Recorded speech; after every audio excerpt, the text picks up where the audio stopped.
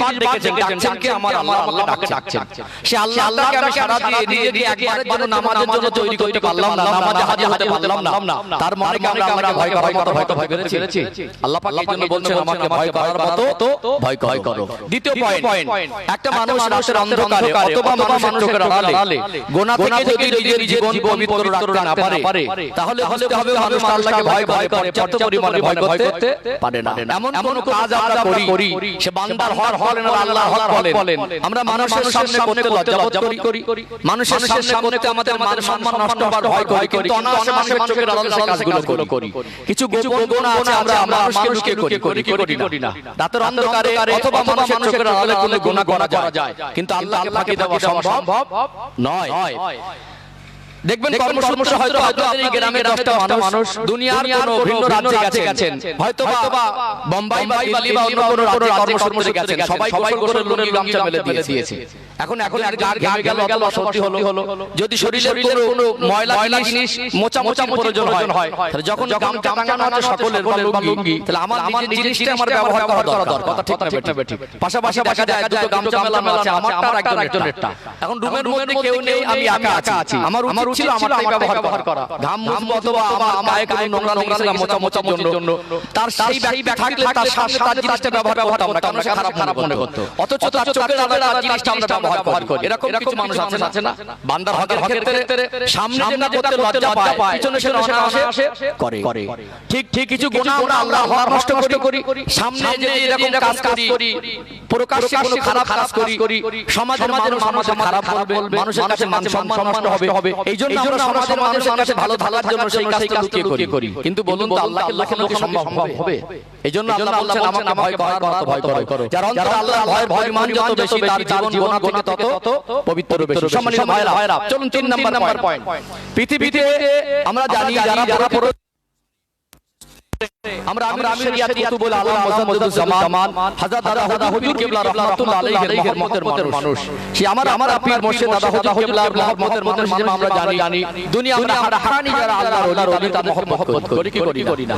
যারা প্রকৃত আল্লাহ ওয়ালা তাদেরকে মুমিন বান্দা বলে আখ্যায়িত করা যায়। আবার যারা মুমিন বান্দা তাদেরকে আল্লাহ ওয়ালা বলে সম্বোধন করা যায়। যারা দুনিয়াতে আল্লাহকে অধিক ভয় করে, আল্লাহর হুকুমগুলো পুঙ্খানুপুঙ্খভাবে আমল করে, তাদেরকে আল্লাহ মুমিনের দরজা দেন। খুব ভালো মানুষকে আমরা বলি আল্লাহ ওয়ালা মানুষ, লোকটা নেককার মানুষ, লোকটা পরহেজগার মানুষ। এই সমস্ত শব্দ চয়ন করে আমরা আল্লাহকে সম্মান করি না। একজন মুমিনকে আল্লাহ বলা যেতে পারে, আবার একজন হাক্কানি আল্লাহর ওলিকে মুমিনদের অন্তর্ভুক্ত করা যেতে পারে। যারা মুমিন অথবা আল্লাহ ওয়ালা, আমাদের থেকে তাদের জীবনের গুনার পরিমাণ বেশি না কম, আমাদের বেশি। আমরা গুনাহগার এবং আমাদের গুনাহ বেশি, কিন্তু আমরা তাদের মধ্যে পার্থক্যটা একটু বুঝুন। আল্লাহ ওয়ালা মুমিন বান্দা কাঁদেন বেশি না কম? কাঁদেন গুনাহ কম, কাঁদেন বেশি। আমাদের গুনাহ বেশি, আমরা কাঁদি কম। পার্থক্য বুঝতে পারছেন? আমাদের যখন গুনাহ বেশি হলো আমাদের কান্নার দরকার ছিল, আমাদের গুনাহ বেশি তাহলে কাঁদার দরকার বেশি ছিল, কিন্তু আমাদের গুনাহ বেশি হওয়ার পর আমরা কাঁদতে পারি না, কাঁদার জায়গায় বসতে পারি না, কান্নার চেষ্টা করলে সহজে কান্না আসে না। যারা মুমিন বা আল্লাহ ওয়ালা গুনাহ তার অন্তরে ফেলে, তার মানে আমাদের অন্তরে আল্লাহর ভয় নামক সংসদ তারা হাসিল করেছিলেন। এইজন্য আল্লাহর ভয় যার অন্তরে যত পরিমাণ বেশি হবে, তার জীবনটা গুনাহ তত পবিত্র হবে। পৃথিবীতে মানুষ যখন শারীরিক রোগে আক্রান্ত হয়, মানুষ বেশি ব্যস্ত হয়ে পড়ে, কখন আমি ভালো হব, পাতলা পায়খানা হলো, জ্বর হলো, মাথার যন্ত্রণা হলো, কঠিন রোগে পড়ে গেল, মানুষ সুস্থ হওয়ার জন্য ব্যতিব্যস্ত হয় না? একটা ডক্টর দেখালো সুস্থ হচ্ছে না, বিশ্বাস হারিয়ে ফেলে, ডক্টর চিকিৎসা ভালো দিচ্ছে না, আর একটা কাছে যায় কি যায় না? তাহলে আমরা যখন শরীর অসুস্থ হয়, আমরা সুস্থতার জন্য ব্যতিব্যস্ত হই, কিন্তু আমাদের মনুষ্যত্ব, আমাদের জিন্দেগি, আমাদের চরিত্র, আমাদের সততা যখন নষ্ট হয়ে যায়, আমাদের ভালো হওয়ার ব্যস্ততা নেই। এটা আমাদের জীবনের সবথেকে নেগেটিভ পয়েন্ট। আর এই ব্যতিব্যস্ত নেই মানেই হলো আমার জীবনে আল্লাহর ভয়ের পরিমাণ বেশি না কম। যে জিনিসটা দ্বারা আমাদেরকে ব্যতিব্যস্ত হওয়া সম্ভব হবে, যে সম্পদ থাকলে মানুষ যখন খারাপ করে ফেলবে, তার ওই খারাপ থেকে ভালো আসার জন্য ব্যতিব্যস্ত জিনিসটা তার ভিতরে তৈরি হবে, যে জিনিসের মাধ্যম থেকে সেটা হলো কার ভয়? সেটা হলো আল্লাহ পাকের ভয়। এইজন্য আল্লাহ বলছেন আমাকে ভয় করার মতো ভয় করো। আল্লাহ পাক আয়াতে শেষে বলছেন ওয়ালা তামুতুন্না ইল্লা ওয়া আনতুম মুসলিমুন, মরতে যদি হয় পরিপূর্ণ মুসলমান না হয় মৃত্যুবরণ করো না। এখন পরিপূর্ণ মুসলমান হতে গেলে কি করা দরকার, এটা আমাদের সবথেকে বড় প্রশ্ন। মরতে হবে কি হবে না? মরতে সবাইকে হতে হবে পরিপূর্ণ মুসলমান। এই মুসলমান শব্দটা আমাদের জীবনের সঙ্গে পরিচয়। কথা ঠিক না ঠিক? জন্ম হয়েছি মুসলমানের ঘরে, জন্ম হয়েছি মুসলমান হিসাবে, বড় হয়েছি মুসলমান হিসাবে, বেঁচে আছি মুসলমান হিসাবে। এর জন্য আমরা গর্বিত। কথা ঠিক না ঠিক? এর জন্য আমরা গর্বিত না। এবং প্রত্যেকটা মানুষের মনের আশা আল্লাহ যেন আমাকে আপনাকে ঈমানি হালাতে, ঈমানদার হালাতে, মুসলমান হালাতে আল্লাহ পাক মৃত্যু দেন। বলেন আল্লাহুম্মা আমিন। এই আশা আছে না নেই? তাহলে আমাদের জন্ম থেকে মৃত্যু পর্যন্ত সবথেকে একটা পরিচয় আমরা মুসলমান। আর আল্লাহ বলছেন ওয়ালা তামুতুন্না ইল্লা ওয়া আনতুম মুসলিমুন, পরিপূর্ণ মুসলমান না হয় মৃত্যুবরণ করো না। আচ্ছা বলুন তো, এই যে মুসলমান আমাদের জন্মগত পরিচয় বহন করছি, মুসলমান হয়ে বেঁচে চাইছি, মুসলমান হয়ে মৃত্যুবরণ করতে চাইছি। এখন এই মুসলমান শব্দের অর্থটা কি? আমার কথা কি বুঝতে পারছেন? একটু রেসপন্স দেবেন। গোবার মশা থাকলে আমি পাগলের মতো মুখে যাব হয় না, চোখে মুখে সম্পর্ক থাকলে। কারণ আমি কোরআনের কথা বলছি, আল্লাহর বাণী বলছে ভালো পৃথিবীতে আর কিছু আছে? এর থেকে ভালো আর কিছু নেই। আপনি যদি বলেন এর থেকে ভালো শোনান, কোরআন কারীম যেটা শোনাচ্ছি, এর থেকে ভালো জিনিস পৃথিবীতে আর হতে পারে? এইজন্য এখানে আমাদের ভালো না লাগার প্রশ্নই নেই। এইজন্য চোখে মুখে সম্পর্ক থাকলে নিতে ভালো লাগে। আপনি খুব মন মরা করে, খুব মন খারাপ করে বসে আছেন, জানো আপনাকে বলছি আপনি শুনতে চাইছেন না, যতই ভালো কথা বলেন ওনার কিন্তু তৃপ্তি হয়। এইজন্য চোখে মুখে সম্পর্ক থাকলে দিতে ভালো লাগে, নিতেও ভালো লাগে। আচ্ছা বলুন যে মুসলমান হতে বলেছেন, আমরা মুসলমান হিসেবে জন্ম হয়েছে, বেঁচে আছে, মুসলমান হতে চাই, মুসলমান হিসেবে গর্ববোধ করি। এই মুসলমান শব্দের অর্থটা কি? এখানে ভাবুন, সবটা আপনার উত্তর দেন না দেন, এটা বর্তমান হালা। বিশ্বাস করুন, আপনার আমার গ্রামে, আপনার আমার পরিবারের মধ্যে, আপনার আমার স্বজনের মধ্যে আমার বিশ্বাস এখনো পর্যন্ত 100 মধ্যে 50 ভাগের বেশি মানুষ মুসলমান শব্দের অর্থটাই বোঝে না। কথা ঠিক বললাম না ভুল বললাম? তাহলে কত ভাইটাল পয়েন্ট, বেসিক পয়েন্ট একটা মারা ভুল। আমি খুব গর্ব করে বলি মুসলমান, বেঁচে আছি মুসলমান, মরবো মুসলমান হয়ে। আশা করছি আল্লাহ মুসলমান হালাতে, ঈমানদার হালাতে উদ্ধার। মুসলমান শব্দের অর্থটা জানা দরকার আছে না নেই? যে মানুষ মুসলমান শব্দের অর্থটাই বোঝে না, সে পরিপূর্ণ মুসলমান হবে কি করে? অর্থটা তো বোঝাতে হবে। সেই অর্থটাই যদি না বোঝে তাকে পরিপূর্ণ মুসলমান বানানো সহজ হবে না কঠিন হবে? কথা মনে বুঝতে পারছেন? রেসপন্স দেন। খুব কষ্ট হচ্ছে নাকি? সহজ হবে না কঠিন হবে? তাহলে মুসলমান শব্দের অর্থটা একটু জানা দরকার আছে না নেই? মুসলমান শব্দের অর্থ হলো আত্মসমর্পণকারী, স্বেচ্ছায় আত্মসমর্পণকারী। এই শব্দ হার্ড হয়ে গেছে, অনেকে পারেন ক্লিয়ার করে বোঝাই।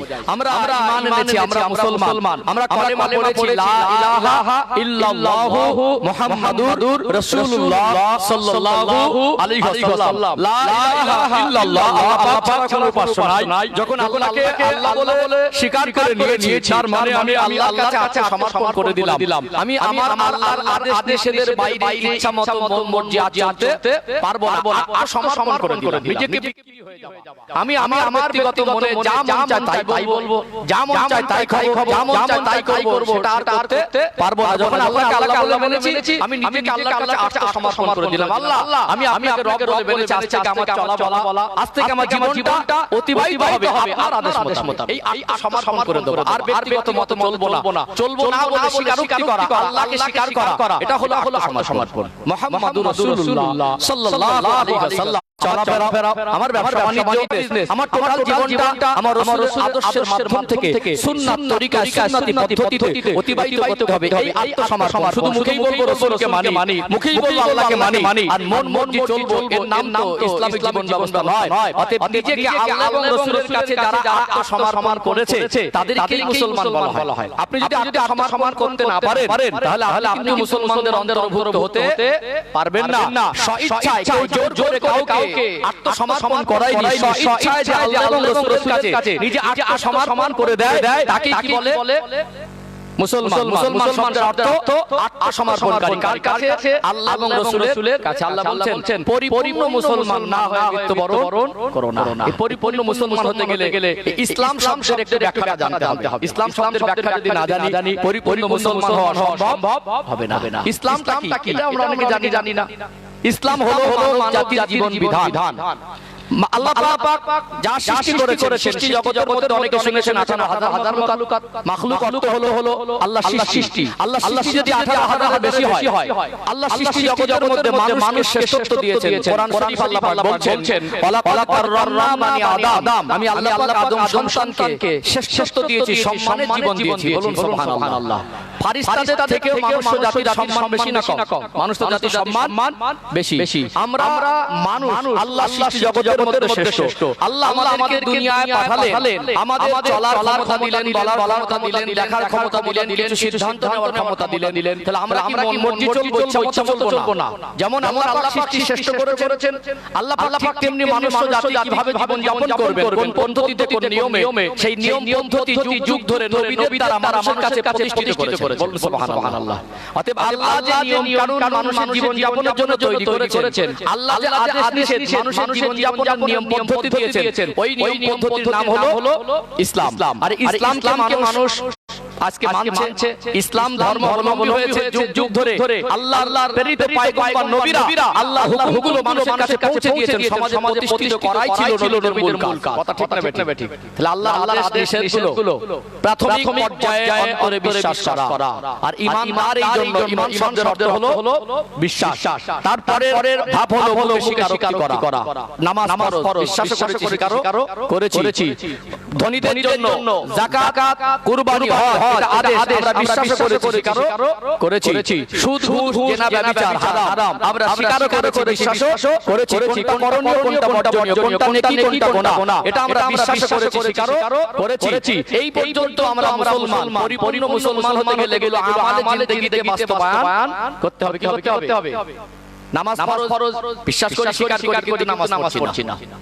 পর্দা ফরজ, বিশ্বাস করি, স্বীকার করি, কিন্তু পর্দা করছি না। সুদ, ঘুষ, হারাম, বিশ্বাস করি, স্বীকার করি, কিন্তু সেটা আমাদের মধ্যে বাস্তবায়ন করছি না। তার মানে মুসলমান, পরিপূর্ণ মুসলমান হতে পারি না। আল্লাহ বলছেন পরিপূর্ণ মুসলমান না হয়ে মৃত্যুবরণ করো না। আজকে আমরা পরিপূর্ণ মুসলমান হওয়ার রাস্তা খুঁজবো, অনুসন্ধান করব। আল্লাহ আমাদের আল্লাহর জীবন ব্যবস্থাকে, ইসলামিক জীবন ব্যবস্থাকে আমাদের জিন্দেগিতে বাস্তবায়ন করার তৌফিক দান করেন। বলেন আল্লাহুম্মা আমিন। আলোচনা মোটামুটি বুঝতে পারলেন। একটু ভূমিকা লম্বা নিলাম, কারণ ভিত মজবুত হলে বোঝাতে কি হবে?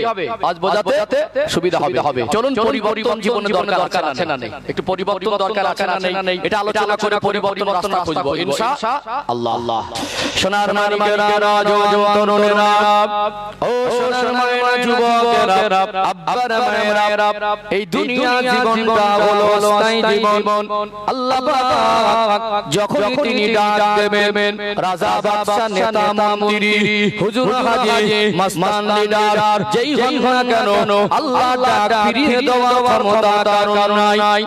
কুল্লু নাফসিন যায়িকাতুল মাউত, প্রত্যেকটা নফসকে মৃত্যুর স্বাদ গ্রহণ করতে হবে, কি হবে না? ফাইযা জাআ আজালুহুম লা ইস্তাখিরুনা সাআতান ওয়া লা ইস্তাকদিমুন। আল্লাহ জানিয়ে দিলেন মওতের যখন সময় হয়ে যাবে, ইন্তেকালের যখন সময় হয়ে যাবে, সামান্য যাওয়ার টাইম আগে পিছে করা হবে না। ও ভাইরা, বাবাজিরা, আল্লাহ ডাক কখন আসবে, কখন আমাকে আপনাকে এই দুনিয়া জমিন ছেড়ে চলে যেতে হবে, এটা আমরা কেউ জানি না। দুনিয়ায় মানুষ কষ্ট মেহনত করে 30-40 বছর মেহনতের পয়সা দিয়ে সুন্দর একটা ঘর বানায়। ওই মানুষটা ওই ঘরের ভিতরে মারা গেলে লাশটাকে 24 ঘন্টা ঘরের মধ্যে রাখা হয় না। অতএব মূল কথা হলো দুনিয়া আমাদের আসল ঠিকানা নয়, এখানে মেহমান হিসাবে আছি। আল্লাহ পাক যখন ডাক দেবেন সব কিছু পড়ে থাকবে, খালি হাতে চলে যেতে হবে, কি হবে না? মরে গেলাম, ফুরিয়ে গেল, এটা নয়। আমি একা দুনিয়ায় আসি নাই। আল্লাহ পাক যেমন পাঠিয়েছেন, আল্লাহ পাক তেমনি ডেকে নেবেন। আর এই জীবনের হিসাব দেওয়ার জন্য প্রত্যেকটা মানুষকে আমার আল্লাহর সামনে দাঁড়াতে হবে, কি হবে না? ও ভাইরা, সোনার মানিক যুবকেরা, আব্বারা, মায়েরা, একদিন যদি সবাইকে মরতে হয়, বিচার দিবসের দিনে আমার আল্লাহর সামনে যদি দাঁড়াতে হয়, এই জীবনের আমলের হিসাব যদি আমার আল্লাহ তিল তিল করে ওঠে না, এই জীবনে হিসাব দিয়ে যদি আমার আল্লাহর কাছে হিসাব দেওয়ার জন্য দাঁড়াতে হয়, এই জীবনে আমাদের হিসাব প্রকাশ করে আল্লাহ যদি জান্নাত আর জাহান্নাম নির্ভর করে, এই জীবন পরিবর্তন দরকার আছে না নেই? দরকার আছে না নেই? চলেই তো যেতে হবে। দুনিয়া অহংকার করি, ক্ষমতা দেখাই, দুনিয়া নিজেকে অনেক কিছু মনে করতে পারি। চোখ বন্ধ হলে দেখবেন ওই মানুষটা কবরে 3.5 জায়গায় বরাদ্দ। পৃথিবীর সবথেকে ধনী মানুষ, ওই মানুষটার জন্য কবরস্থানে 3.5 জায়গা। পৃথিবীর সবথেকে অসহায় মানুষ, ওই মানুষটার জন্য কবরস্থানে 3.5 জায়গা। মন্ত্রীর কাফন যেমন হয়, ভিক্ষুকের কাফন আলাদা হয় নাকি হয়? দুনিয়া বেঁচে ছিল মন্ত্রী, দুনিয়া বেঁচে ছিল রাজা, দুনিয়া বেঁচে ছিল ধনী, ও রাজা ক্ষমতা সঙ্গে করে নিয়ে পারবে? নিয়ে যেতে পারবে না। এই জীবনটা আল্লাহ এবং রাসূলের সঙ্গে সম্পর্ক রাখতে হবে। মনে রাখবেন, গাড়ি আমার, বাড়ি আমার, বিবি আমার, বাবা আমার, চোখ বন্ধ হয়ে গেলে ব্যবসা আমার বলে আর কিছু নিয়ে যেতে পারবেন না। একটা মানুষের জীবনে সবথেকে দামি সম্পর্ক হলো আল্লাহর বান্দা। একটা মানুষের জীবনে সবথেকে দামি সম্পর্ক হলো নবী আর মা। দুনিয়ার একটা মানুষের জীবনে যদি আল্লাহর বান্দার সম্পর্ক ঠিক না হয়, নবী আর মাদের সম্পর্ক ঠিক না হয়, এই সম্পর্ক ঠিক হওয়ার কথা বলছে ক্লিয়ার করে দে। ওই মানুষটা জীবন যাপনে যদি আমার আল্লাহ সন্তুষ্ট না হয়, ওই মানুষটা যদি আল্লাহর আদেশে মেনে জীবন যাপন না করে, ওই মানুষটা যদি আল্লাহর প্রেরিত পয়গম্বর ওই মানুষটার অন্তরে যদি নবীর মহব্বত না থাকে, ওই মানুষটা যদি আমার ভালোবাসা জীবনটা সাজাতে না পারে, ওই মানুষটার জীবনের এক পয়সা কোনো মূল্য নেই। আছে কি? সারা জীবনে আমার আর এই মানুষ চেহারা, সৌন্দর্য, টাকা পয়সা, পরিচয় যতই বড় হোক, আমার জীবনের সবথেকে শ্রেষ্ঠ দুটো সম্পর্ক, একটা হলো আল্লাহ আর বান্দা, আর একটা হলো নবী আর উম্মাহ। এই দুটো সম্পর্ক যদি ঘাট থেকে যায়, পৃথিবী যেই হয় না কেন, আপনার জীবনে এক পয়সা কোনো মূল্য নেই। আছে কি? কিন্তু আমাদের জীবনের সম্পর্ক ঠিক করার চেষ্টা করিনি। আমার জীবন যাপনে আমার কতটা সন্তুষ্ট হয়েছে, আমি আমার জীবন যাপনের মাধ্যম থেকে আল্লাহকে কতটা রাজি করতে পেরেছি, আল্লাহ আমাকে দুনিয়ায় নিয়ে জয় পাঠিয়েছে, আল্লাহ আমার যে আদেশ নিষেধগুলো দিয়েছে, এই আদেশ নিষেধগুলো কতটা মেনে চলতে পারছি, আমি যে শ্রেষ্ঠ নবীর উম্মত হয়েছি, সেই রাসূলের ভালোবাসা আমার কতটা আছে, সেই নবীর আদর্শে আমি কতটা আদর্শিত হয়েছি, এই চিন্তা মানুষের মাথায় আর নেই। এটা কিন্তু মূল সফলতা। আমার জীবন যাপনে যদি আল্লাহ সন্তুষ্ট হয়, এর থেকে বড় সফলতা আর কিছু নেই। আমার জীবন যাপনে যদি নবীর সুন্নাত বাস্তবায়ন হয়, এর থেকে বড় সফলতা আর কিছু নেই। কিন্তু দেখুন আজকে সমাজের চতুর্দিকে তাকিয়ে দেখবেন, মানুষকে ইসলামিক জীবন ব্যবস্থার মধ্যে থেকে জীবন অতিবাহিত করে আল্লাহ এবং রাসূলের দেখিয়ে দেওয়ার রাস্তায় জীবন অতিবাহিত করে তার জীবনটা ইসলামের আলোয় আলোকিত করবে, এটা ভুলে গেছে। এদের সফলতা কি? যদি 50 বিঘা জমি কিনতে পারে, এটাই সফলতা মনে করেন না? দীর্ঘদিন ঘোরাঘুরি করে ভালো পায়, মনে করেন এটাই আমার জীবনের সফলতা মনে করে না? মার্কেটে মনে করে ছেলে 30, 40, 50টা দোকান করে, মনে করে এটা আমার ছেলের সফলতা। দীর্ঘদিন লেখাপড়া শিখে বিদেশে গিয়ে সব থেকে উচ্চ শিক্ষিত হয়ে পৃথিবীর সবথেকে দামি সার্টিফিকেট গ্রহণ করে যদি মনে করেন আমার সফলতা, জীবনে যদি আল্লাহ রাসূলের সম্পর্ক না থাকে, ও সার্টিফিকেট কবরে গিয়ে এক পয়সা হবে কি? আজকে আমরা 4 তলা 5 তলা বাড়ি করি, রাস্তার ধারে সুন্দর ডিজাইন ঘর করে, এটা আমার জীবনের সফলতা। আজকে আমরা সম্পর্কে সফলতা মনে করি, চাকরিকে সফলতা মনে করি, লেখাপড়া শিখে যখন একটা ভালো চাকরি পায়, যদি ওই মানুষটা বেতন 1.5 লাখ থেকে 2 লক্ষ টাকা হয়, মানুষ মনে করে এটা আমার জীবনের সফলতা। মানুষ করছে কি করে না? অবশ্যই টাকা পয়সা, সম্পদ, অর্থ, দুনিয়ার ব্যবসায়ী যদি হালাল হয়, এতে কোনো অসুবিধা নেই। কিন্তু তার জীবনের সঙ্গে যদি আল্লাহর সম্পর্কে থাকে, তার জিন্দেগির সঙ্গে রাসূলুল্লাহর সম্পর্কে থাকে, তার মানে তার জীবন যাপনটা হবে আল্লাহর আদেশ অনুযায়ী, তার জীবন যাপনটা হবে রাসূলুল্লাহর সুন্নাত তরিকা অনুযায়ী। এর ব্যতিক্রম চলে সে দুনিয়ায় যতই বড় যা কিছু করে সফলতা মনে করুক, কবরে আর হাসরে সেই ছাড় পেতে পারে না। আজকে আমাদের এই চিন্তাটা কমে যাবার কারণে আমরা দুনিয়ার পিছনে ছুটছি। অবশ্যই বেঁচে থাকতে গেলে রোজগার দরকার, অবশ্যই লেখাপড়া শেখান, বিদেশে যান, উচ্চ শিক্ষা শিক্ষিত হন, অবশ্যই আপনি নেতা হন, অবশ্যই আপনি ধনী হন, এতে আমার আপত্তি নেই। আমার একটা কওমের ভাই যদি কোটিপতি হয়, ব্যবসায়ী হয়, চাকরিজীবী হয়, জজ হয়, WBCS হয়, ওসি হয়, পিসি হয়, ডিএম হয়, উচ্চ পদস্থ এমবিবিএস ডক্টর হয়, আমার মুসলিম ঘরের একটা সন্তান যদি কোনোদিন ভারতবর্ষের প্রধানমন্ত্রী হয়, এটা আমার আমি গর্ব বলবো, আমার ভাই। দরকার আছে না নেই? কিন্তু যাই করে, ধনী হোক আর গরিব হোক, তার দেখতে কালো হোক আর পরিষ্কার হোক, সে কোন বংশে জন্ম ছোট বড় কথা নয়, তার জীবনের সঙ্গে আল্লাহ এবং রাসূলের সম্পর্ক দরকার। কথা ঠিক না বেঠিক? নচেত দুনিয়ায় আল্লাহর সন্তুষ্ট জীবন তৈরি না করতে পারলে, দুনিয়ায় নবীর সুন্নাত তরিকায় জীবন তৈরি করতে না পারলে, যাই কিছু করি না কেন নাজাত পাওয়া যাবে কি? আর আল্লাহ এই জন্য বলা তামুতুন্না ইল্লা ওয়া আনতুম মুসলিমুন, মরতে যদি হয় পরিপূর্ণ মুসলমান না হয় মরণ করো না। চলুন এই কথাটা বলেছি একটু ডাইনে বাইরে সামনে দিয়ে দিই, তাহলে আর ক্লিয়ার বোঝা আসবে ইনশাআল্লাহ। আলোচনা বুঝতে পারছেন? তাকবীর দান তো দেখি না, আর এই তাকবীর আলহামদুলিল্লাহ। আরেকটু প্রাণ ভরে মাঝে বলি, আওয়াজটা যদি জোরেও না হয়, ভক্তির সঙ্গে আওয়াজটা হোক, আওয়াজ জোর হোক, এর প্রতি খেয়াল না দিয়ে ভক্তির প্রতি খেয়াল দেন, তাতে আল্লাহ সন্তুষ্ট হবে। এই জবান থেকে 24 ঘন্টা শব্দ বের করি, কত গালাগালি, কত বাজে কত গীবত, কত খারাপ জবান থেকে বেরিয়ে যায়, কিন্তু আমরা আল্লাহকে আল্লাহ বলে পাঠাতে পারি। এই জবান থেকে আমার আল্লাহ বলে রাখতে পারতেন, আল্লাহ বলার সৌভাগ্য আমাদের হয়ে যাবে। আমরা সৃষ্টিকর্তাকে আল্লাহ বলে ডাকতে পারি, এটা আমাদের সৌভাগ্য। সে আল্লাহ প্রাণ ভরে ডাকেন তো নারী তাকবীর। আরেকটু প্রাণ ভরে ডাকেন নারী তাকবীর। সিলসিলা হয় হযরত জামান, আহলে সুন্নাত ওয়াল জামাত কে কাজা মাশিবিন্দ, নারী তাকবীর। আচ্ছা, আলোচনা বুঝতে পারছেন তো? টাকা পয়সা দরকার, ওর ব্যাখ্যা দেব ইনশাআল্লাহ।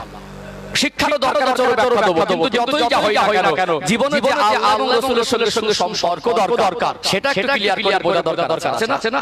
ও ভাইরা, সোনার মানিক যুবকেরা, আব্বানা মায়েরা, এতটুকু ক্লিয়ার করে বোঝাতে চাইছি, দুনিয়ার রাজত্বটা সফলতা নয়, দুনিয়ার সবথেকে উচ্চ শিক্ষায় শিক্ষিত হওয়া ডিগ্রিটা সফলতা নয়, দুনিয়ার সবথেকে বড় নেতা হওয়াটা এটা জীবনের আসল সফলতা নয়, দুনিয়ার সবথেকে ধনী হওয়াটা, দুনিয়ার সবথেকে দামি বংশে জন্মগ্রহণ করাটা এটা জীবনের মূল সফলতা নয়। এটা একটু ক্লিয়ার করে বুঝিয়ে দেই, বলুন তো দেখি, এই দুনিয়ায় একজন জালেম বাদশার নামটা আজ গোটা পৃথিবীর মানুষ জানে। ফেরাউনের নাম আপনারা শুনেছেন না শোনেন নাই?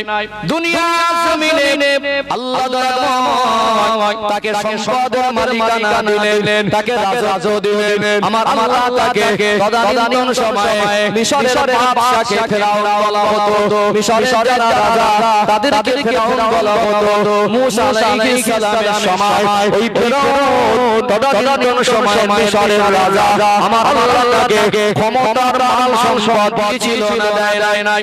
আল্লাহ সেই জামানায় হযরত নবী মুসা আলাইহিস সালামকে প্রেরণ করলেন। তদানীন্তন সময়ের রাজা ক্ষমতা প্রতিপত্তি আর দুনিয়ার মাল সম্পদের মালিকানা পেয়ে আল্লাহকে ভুলে গেল। আল্লাহর প্রেরিত পয়গম্বর নবী মুসা আলাইহিস সালামের শুরুটা শুরু করে দিল। ওই মানুষটা ক্ষমতার মাল পেয়ে জনসাধারণ করে ক্ষমতা প্রয়োগ করেছিল, সাধারণ মানুষকে বলেছিল আনা রাব্বুকুমুল আলা, আমি হলাম তোমাদের খোদা। একটা মানুষ কতটা ক্ষমতাশীল মনে করলে সাধারণ মানুষকে তাকে খোদা বলে মানতে বাধ্য করায়, এত ক্ষমতার অধিকারী হয়ে এত বড় রাজা হওয়ার পরে ওই মানুষটার জীবনে বড় ভক্তি আল্লাহ বলে মেনে নিতে পারে নাই। আল্লাহর প্রেরিত পয়গম্বর হযরত নবী মুসা আলাইহিস সালামকে নবী বলে মেনে নিতে পারে নাই। তার জীবনটা আল্লাহর প্রেরিত নবীর কাছে আত্মসমর্পণ করে দিতে পারে নাই।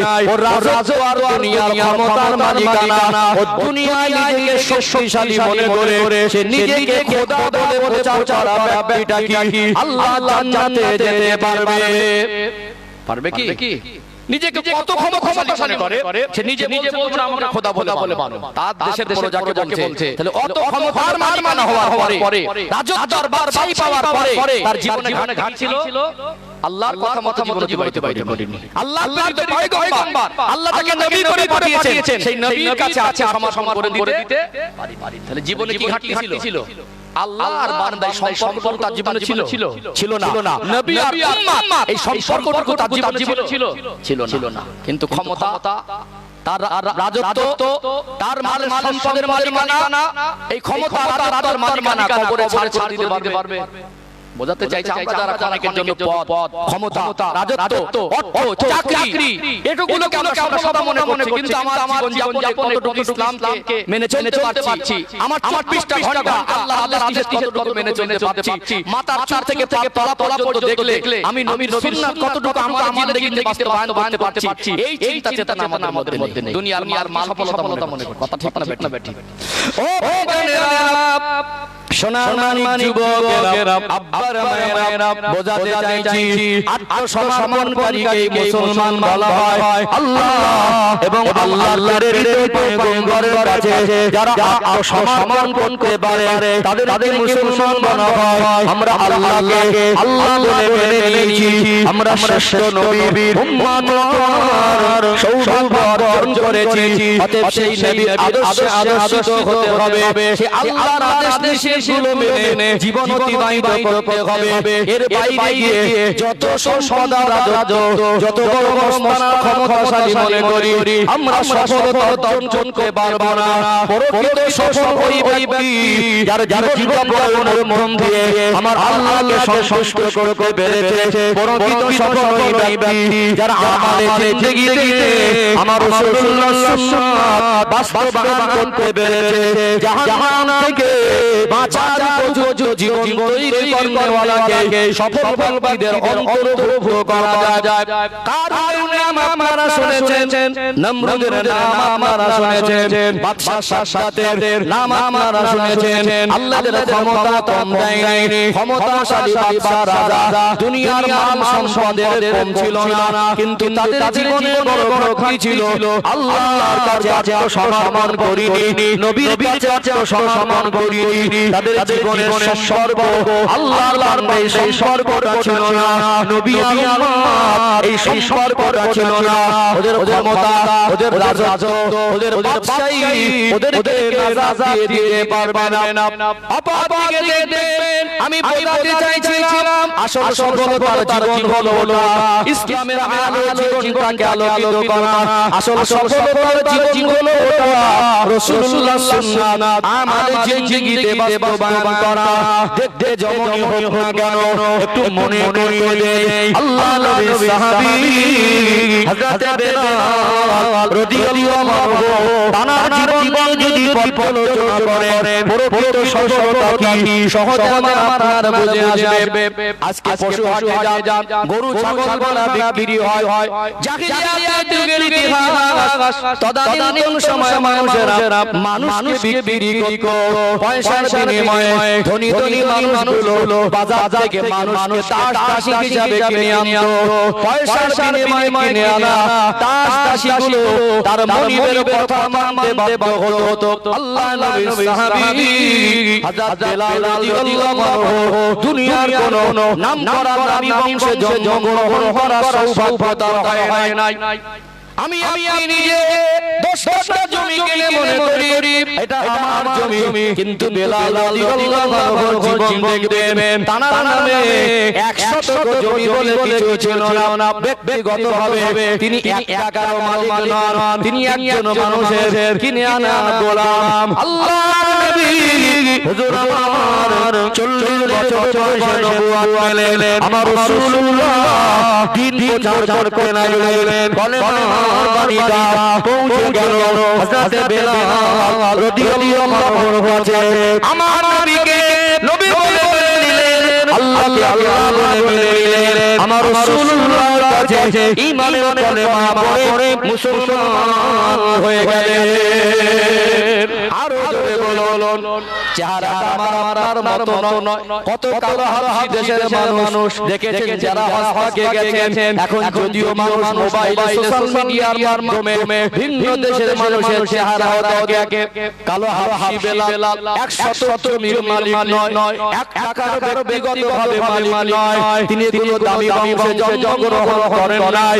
আল্লাহকে আল্লাহ বলে শুধু মেনেছেন এমন নয়, নবীকে নবী বলে মেনেছেন শুধু এমন নয়, আমার আল্লাহ সন্তুষ্টর জীবন তৈরি করেছেন, আমার রাসূলুল্লাহর মহব্বত অন্তরে জায়গা দিয়েছেন, ঈমানি পরীক্ষায় উত্তীর্ণ হয়েছেন, আমার আল্লাহ তার উপরে সন্তুষ্ট হয়ে গেলেন। তিনি জমিন থেকে হেঁটে যেতেন আর তানার পায়ের আওয়াজ আল্লাহ পাকের জান্নাতে শোনা যেত।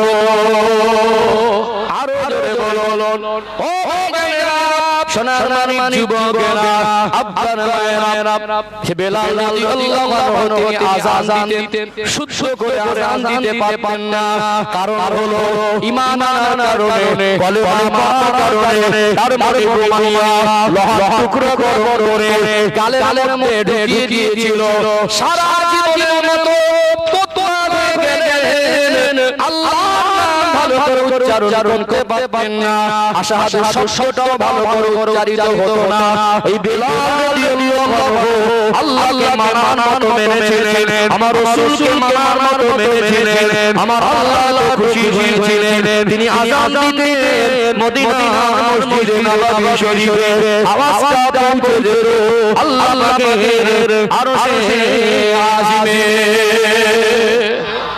আমি বোঝাতে চাইছি আমার ডাইনে বাই হিসাবটা মেলাচ্ছি। আজকে আমরা যারা অনেকের জন্য ভালো ভালোটাকে মনে করি এটা আমার জীবনের সফলতা। আজকে যারা আমরা দিন পরিশ্রম করে ভালো একটা ঘর মনে করি এটা আমার জীবনের সফলতা। 10 বিঘা জমি যারা মনে আমার জীবনের সফলতা। একটা চাকরি পাওয়া মনে করি আমার জীবনের সফলতা। দীর্ঘদিন পরে অনেক সম্পদের মালিক সম্পদ জোগাড় করে মনে করি আমার জীবনের সফলতা। বিশ্বাস করুন, কতটা আমরা সফলতা মনে করছি, এটা আসল সফলতা নয়।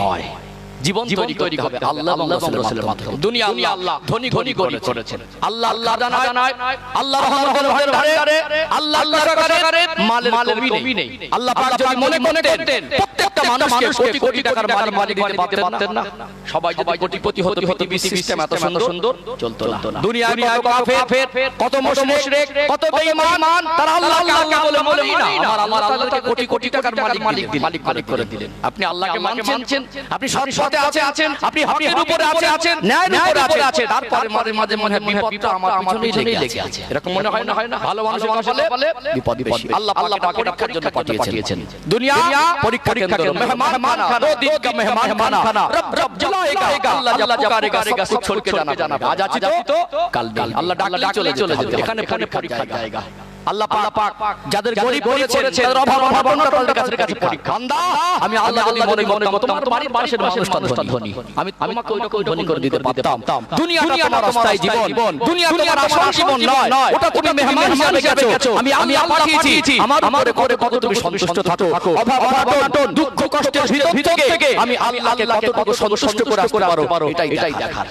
তার মানে আমার আল্লাহ সন্তুষ্ট নয়। একটা মানুষ খুব ভালো খেয়ে বিরিয়ানি খেয়ে আরাম আয়েশে এসির মধ্যে খাটে ঘুমাবে, ও আল্লাহ বলবে। আর একটা মানুষ হসপিটালে বেডে কাতরাবে, পেটে যন্ত্রণা ছটছট করবে, ও আল্লাহ বলবে। দুজন আল্লাহ বলার মধ্যে পার্থক্য আছে না নেই? আছে না নেই?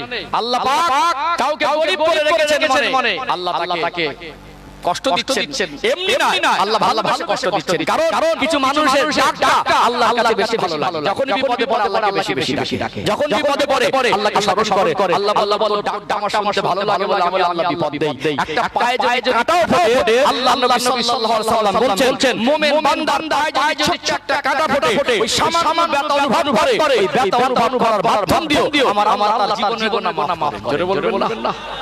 তাহলে আল্লাহ যদি কষ্ট দেয়, নিশ্চয় আমার আল্লাহ তিনি চাইছেন আমি অসুস্থ অবস্থায়, আমি মন থেকে কেঁদে বিপদে পড়ে আমার আল্লাহকে ডাকি। কিন্তু আমার আল্লাহ থেকে বড় সান্ত্বনা, ইন্নাল্লাহা মা'আস সাবিরিন। বান্দা তুমি কি করো?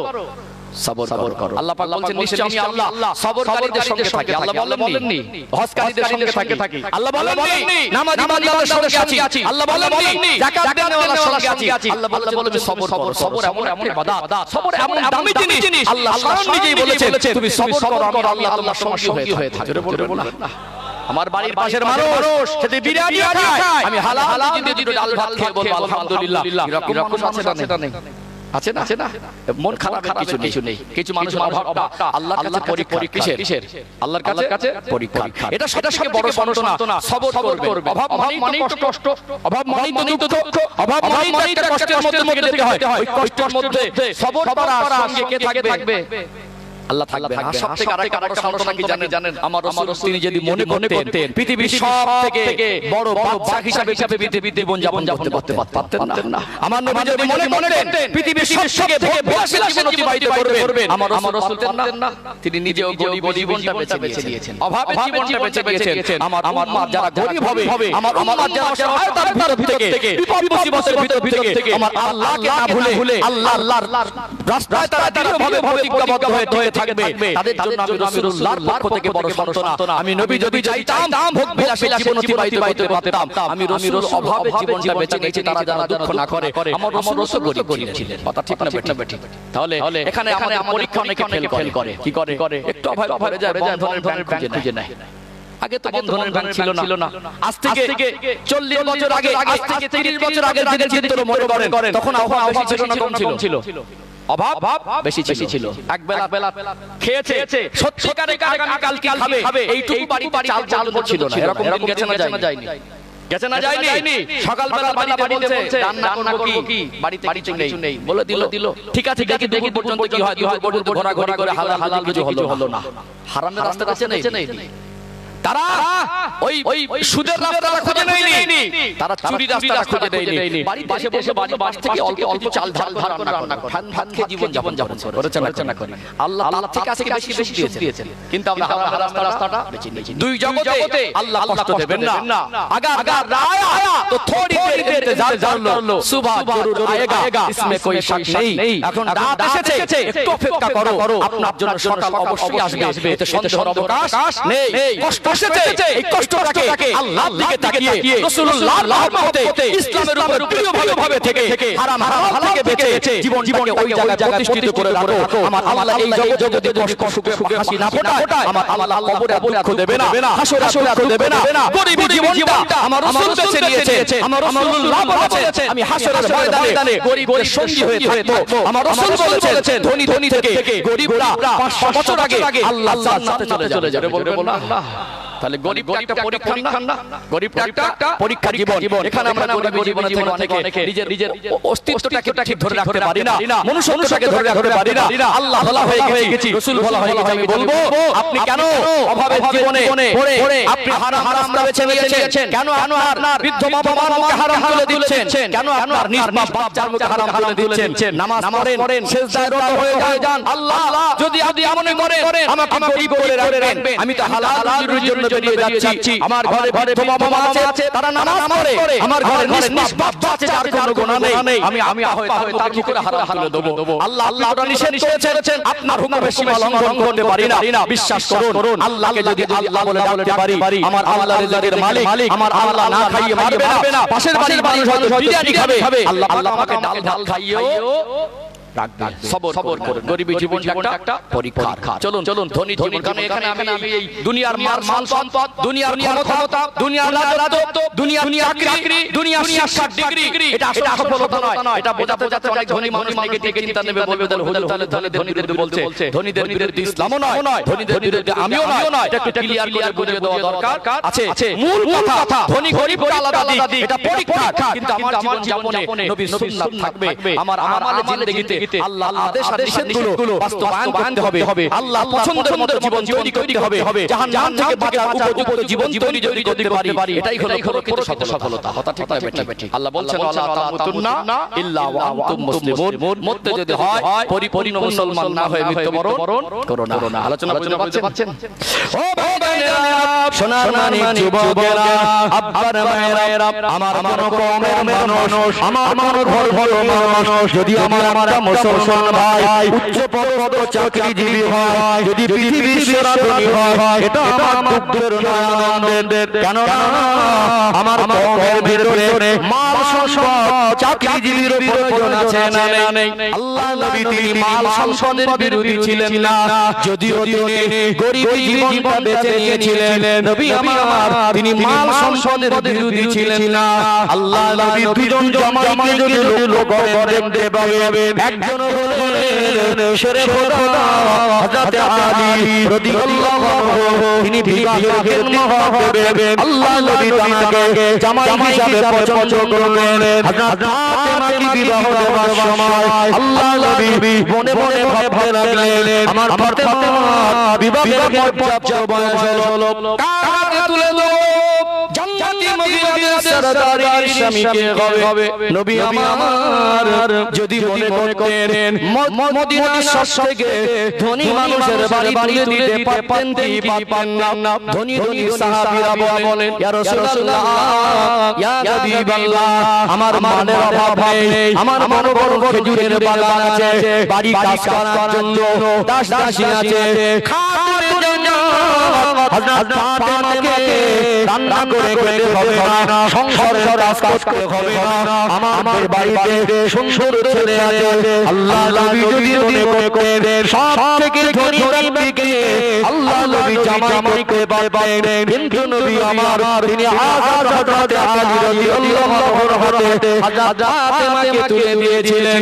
তার মাল সম্পদ তেমন ছিল না, এত গরিব ছিলেন।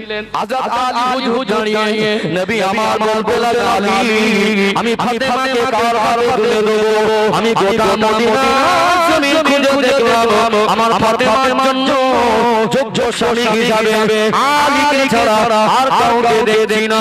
একটু লজ্জা পেয়ে গেলেন, মাথা ডাকা করে দাঁড়িয়ে আল্লাহ নবী বললেন, আলী তুমি বলো খুশনসিব, দুনিয়ার সারা ছেলেরা একটা সাধারণ মেয়েকে স্ত্রী হিসাবে পেয়েছে, আমার আল্লাহ তোমাকে জান্নাতি মহিলাদের সরদারের স্বামী হিসাবে কবুল করে নিয়েছেন। ও হযরত আলী দেন মহব্বত দিতে হবে কি আছে? ইয়া রাসূলুল্লাহ হাবিবাল্লাহ, দেন মহব্বত দেওয়ার মতো এতটুকু অর্থ আমার কাছে নেই। কি আছে?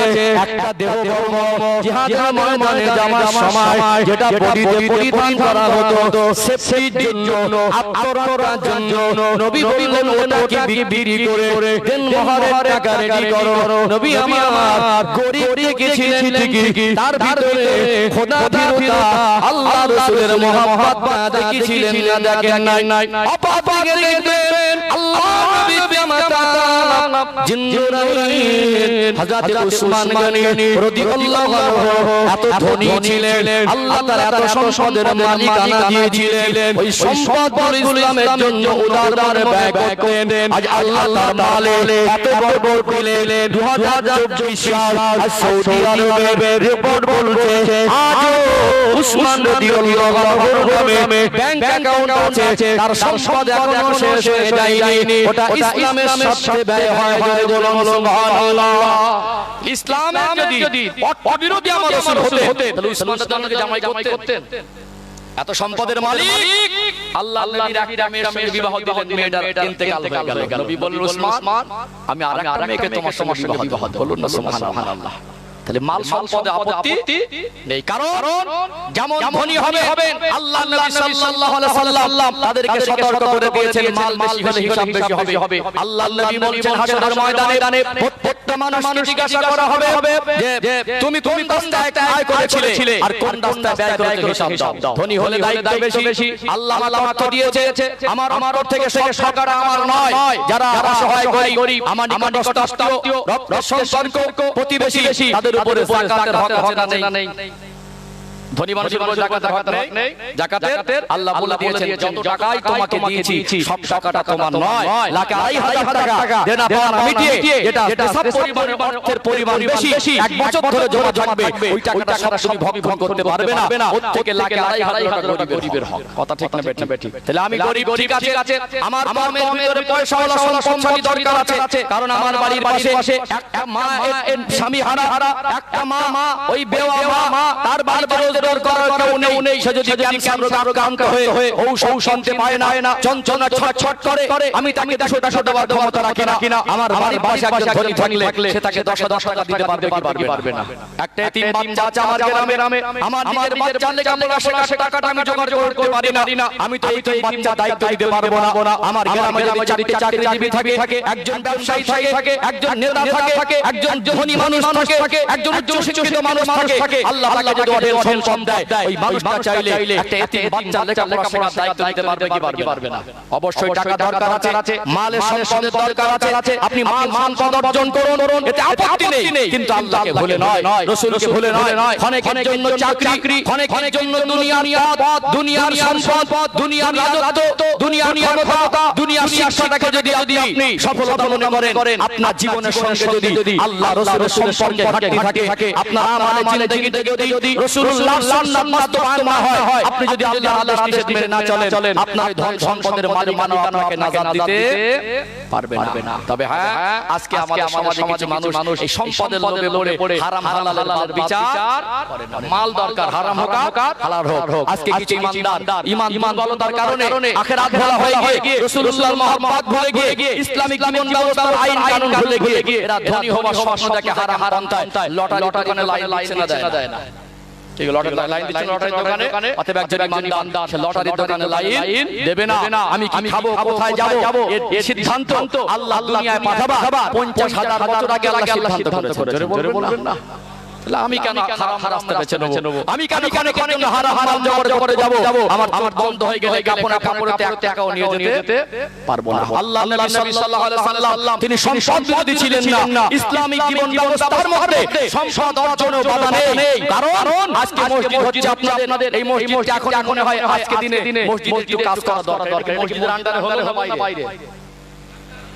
আলহামদুলিল্লাহ, আল্লাহ কবুল করেন, বলেন আল্লাহুম্মা আমিন। কারণ এখন এই মসজিদে যাই মেজে মনে হয় 30-40 বছর আগে মেজে করা মনে হয়। এখন সব মসজিদ চকচকে ঝকঝকে কাজ করতে হবে। তাহলে আমার গ্রামে আমি গরিব, আমি দিন আনা দিন খাওয়া, আমি 200 টাকা দেওয়ার রাখি। গ্রামে চারটে ধনী থাকে, ওই মানুষটা চাইলে 40,000 টাকা দিয়ে মসজিদটাকে একটু সুন্দর করা যাবে কি যাবে না? টাকারও দরকার আছে। আমার কওমের ধনী হোক, আমি না দিতে পারলে আমার এক ভাই সেটা ইসলামের জন্য দেবে, গরিবের জন্য দেবে, অসহায় হাসি ফোটাবে, তাতে ইসলামের উপকার হয়। কথা ঠিক না বেঠিক? অর্থের বিনিময়ে অর্থ ভালো রাস্তায় ব্যয় করো, আল্লাহর সন্তুষ্টি অর্জন করা যায়। অর্থ হলে হজের হুকুম দিয়েছেন, হজ করলে আল্লাহ সন্তুষ্টি নেই। আল্লাহ যাকাতের হুকুম দিয়েছেন, যাকাত দিলে কি সন্তুষ্টি নেই? আছে না? তাহলে অর্থটাও পরীক্ষা। আর অনেক মানুষ কি হয় কুরবানির সময় তখন ফকির সাজে। অনেক মানুষের উপরে কুরবানির হুকুম হয়ে যায়, সবাই কুরবানি দেয় না। অনেক মানুষের উপরে যাকাতের হুকুম এসে গেছে, সবাই যাকাত দিতে চায় না। আপনি ধন সম্পদ অর্জন করেন, কিন্তু আল্লাহ রাসূলকে ভুলে গেলে সম্পদের মালিকানা নাজাত দিয়ে দেবেন। এটাই বোঝাচ্ছে। আলোচনা রাখছেন নাকি? চলুন একটা নবী পাকের জীবনের ছোট্ট একটা ঘটনা তুলে ধরি, ক্লিয়ার করে এই প্ল্যাটফর্মটা ক্লোজ করে আমি আরেকটা লাইনে যাব ইনশাআল্লাহ। একটু তাকবীর দেন, নারী তাকবীর, নারী তাকবীর। ও ভাইরা, সোনার মানিক যুবকেরা, আব্বারা মায়েরা, আল্লাহ নবী হুজুর আমার তিনি গরিব জীবন বেঁচে নিয়েছিলেন ঠিকই, তিনি সম্পদ বিরোধী ছিলেন না। কেন না? আমার কওমের ভিতরে, আমার কমিউনিটির ভিতরে ধনী সম্পদশালীর দরকার আছে। আমার নবী যদি সম্পদ বিরোধী হতেন, তাহলে মদিনার জমিনের, মক্কার জমিনের সেরা ধনী উসমান রাদিয়াল্লাহু কে ভালোবাসতেন না, পর মেয়েকে বিবাহ দিতেন না। তার মানে হলো ইসলামের সম্পদ অর্জনে আপত্তি নেই, কিন্তু হালাল পন্থায় করতে হবে। আল্লাহ নবীর কাছে একজন অসহায় গরিব মানুষ আসলেন, ইয়া রাসূলুল্লাহ, ইয়া হাবিবাল্লাহ, আমি মানুষের কাছে বিপদে পড়ে হাত পাতা পছন্দ করি না, নিজের কাছে অনেক খারাপ লাগে। একটু বিপদে পড়ে গেলাম, হয়তো মরা আশা নিয়ে কারো কাছে কিছু চাইলাম, ওই মানুষটা যদি আমাকে ফিরিয়ে দেয়, ওটা আমার কাছে বড় খারাপ লাগবে। আজ সমাজে কিছু মানুষ আছে দেখবেন, দুঃখ কষ্ট বেদনা যতক্ষণ পরে মুজে সহ্য করে, মানুষের কাছে হাত পাতা পছন্দ করে না, ঋণ দেনার ভয় করে। এরকম মানুষ আছে না নেই? আছে না? কিছু মানুষের অভ্যাস হয়ে গেছে এই মানুষের সঙ্গে লেনদেন খারাপ করা।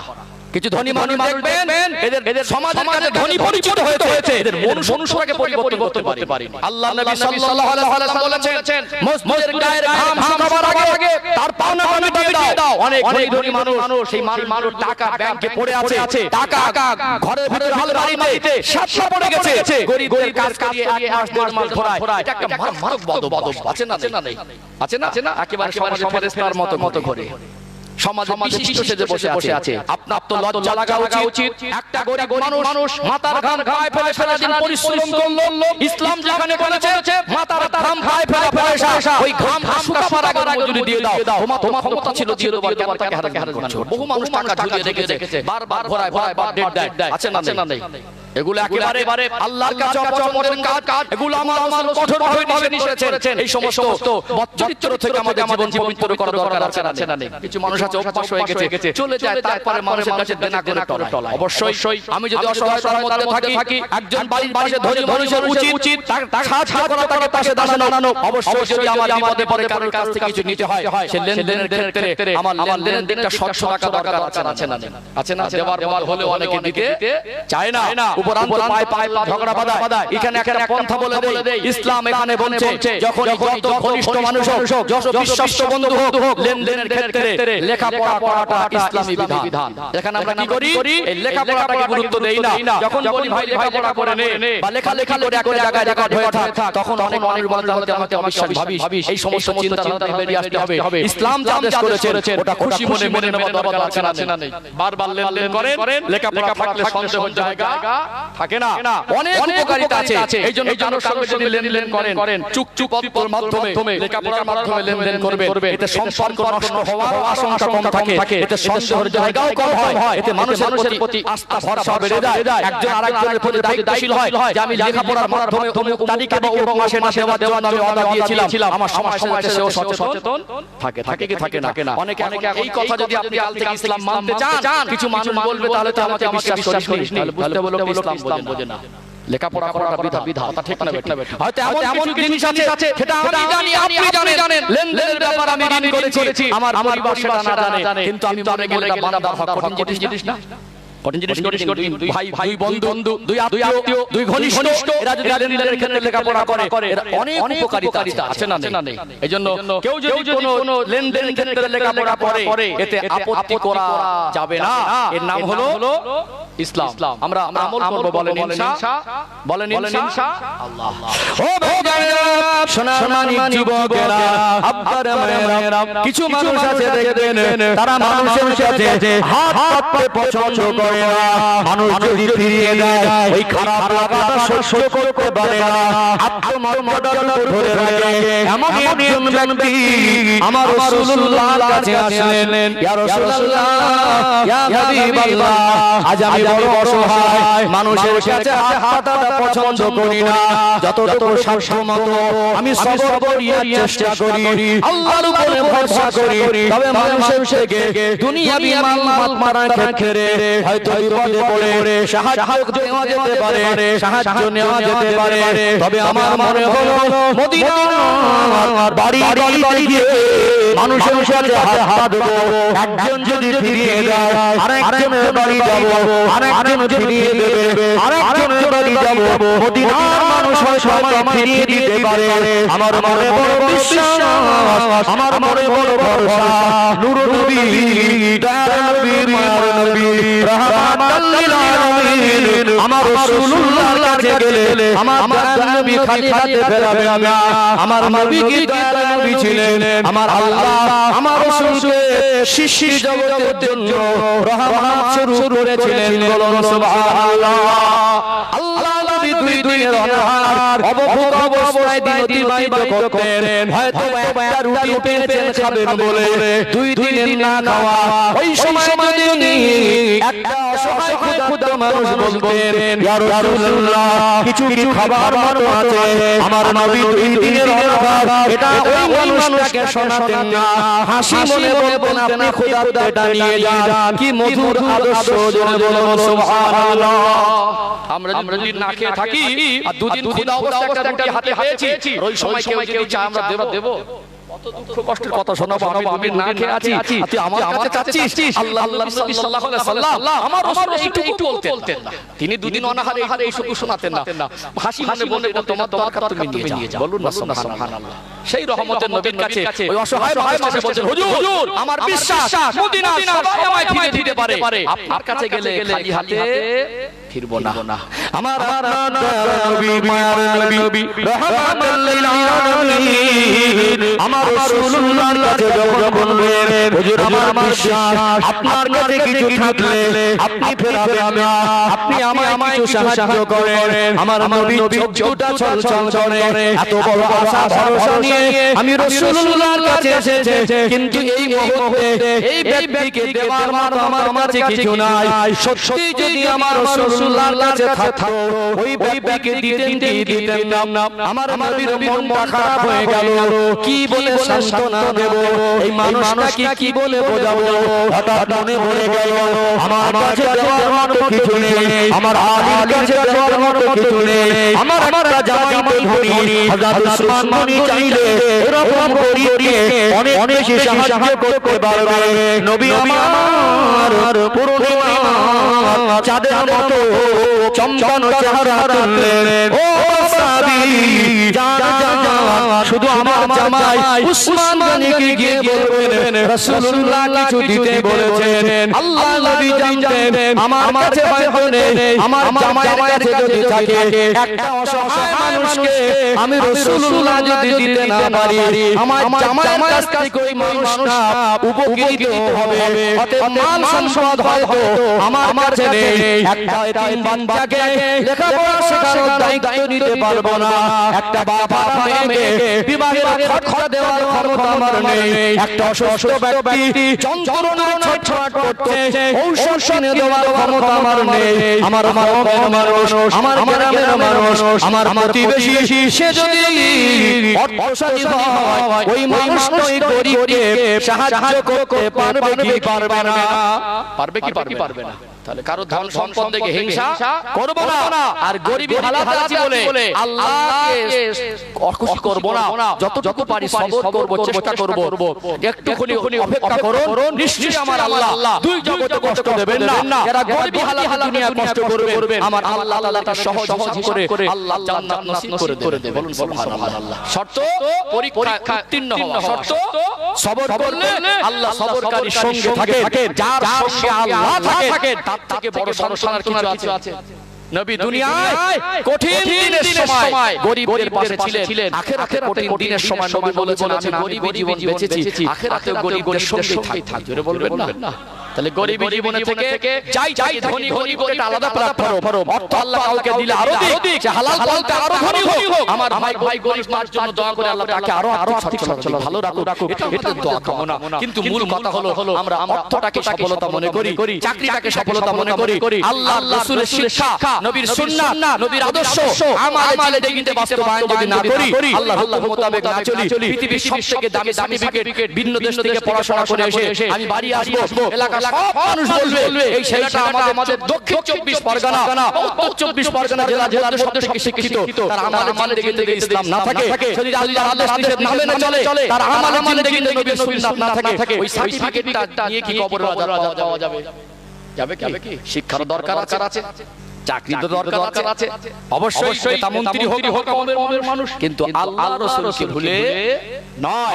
ইসলামের আলোর বাইরে গিয়ে সফলতা অর্জন করা সম্ভব। আল্লাহ আমাদের সঠিক বুঝ দান করেন, বলেন আল্লাহুম্মা আমিন। তাহলে আমরা যে হালাতেই থাকি, ধনী হই মধ্যবিত্ত হই, আমাদের মূল রাস্তা হবে ইসলাম। ইসলামিক জীবন ব্যবস্থার ভিতর থেকেই জীবন অতিবাহিত করব। আল্লাহ তৌফিক দান করেন, বলেন আল্লাহুম্মা আমিন। আলোচনার আইন বুঝতে পারছেন তো? চলুন একটু তাকবীর দিয়ে দরুদ শরীফ পড়ে নেব, কারণ দরুদ শরীফ না পড়লে মুসলিমের হক আদায় হয় না। দরুদ শরীফ না পড়লে আল্লাহর রহমত বর্ষণ হয় না। দরুদ শরীফ পড়ে নিয়ে আমরা সাহাবাদের কিছু জীবন আদর্শ আদর্শের কথা শুনে জীবন পরিবর্তন যাতে সহজ হয়, আমরা যাতে উদ্বুদ্ধ হতে পারি, উৎসাহিত হতে পারি, আমরা আমাদের জীবনটাকে ইসলামের আলো আলোকিত করতে পারি, সেই রাস্তা অনুসন্ধান করব বলেন ইনশাআল্লাহ। একটু তাকবীর দেন, নারে তাকবীর। আলহামদুলিল্লাহ। দাদা হুজুর কিবলার মহব্বতের মানুষদের মাঝে একটা ঈমানি জাহবাহ, অনেক জায়গায় গিয়ে না দরুদ শরীফ পড়তে চায় না, বিভিন্ন কথা বলি তো এমন জায়গায় গিয়ে মনে হবে গায়ে জ্বর, হসপিটাল থেকে তুলে এনে বসে দেওয়া আছে, দরুদ শরীফ পড়ে না, সুবহানাল্লাহ বলে না, একটু প্রশংসা করে না, একেবারে বার মতো বসে থাকে। পরিবেশের কথা একটু কষ্ট হয়। আলহামদুলিল্লাহ, এই যে বাগান, জান্নাতের বাগানের একটা মহত্ব, আমরা এখানে যারা এসেছি আজকে বললাম আমাদের ধনী পাথর আছে, সবার জায়গা আজকে দেখুন বিছানো, এটা আল্লাহ এবং রাসূলের ভালোবাসা। আজকে চটে বসেছি, একটা দিন আমাদের কবরে যেতে হবে, সামনে চটটুকু থাকবে না, থাকবে কি? এটাই তো ভালোবাসা। আল্লাহ আমাদের বসাকে কবুল করেন, বলেন আল্লাহুম্মা আমিন। একটু প্রাণ ভরে তাকবীর দেন, নারে তাকবীর। আরেকটু প্রাণ ভরে নারে তাকবীর। সিলসিলায়ে হক মুজাদ্দিদ জামান আহলে সুন্নাত ওয়াল জামাত, নারে তাকবীর। টেকবাজা গ্রামবাসী বৃন্দ, এই জলসার কমিটির সাহেবান, নারে তাকবীর। একবার মুহাম্মদের দরুদ শরীফ, আল্লাহুম্মা সাল্লি আলা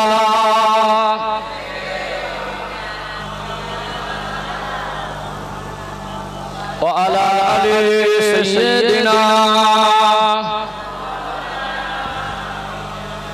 हब्बे अहमद जज़्बी सीने में है, मैं हूँ मेरा दिल मदीने में है, फूल तो फूल काटूं क्या हुस्न है, लुत्फ़ जन्नत से बढ़कर मदीने में है, अल्लाहुम्मा सल्ली अला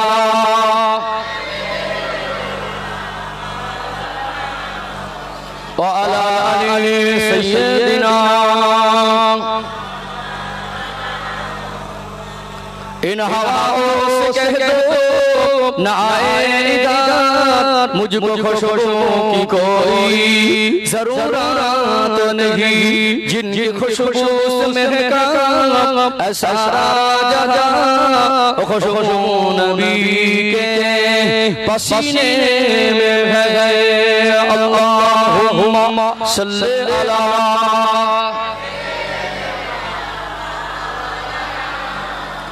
وعلى آل سيدنا। একটু জিকির করুন, লা ইলাহা ইল্লাল্লাহ,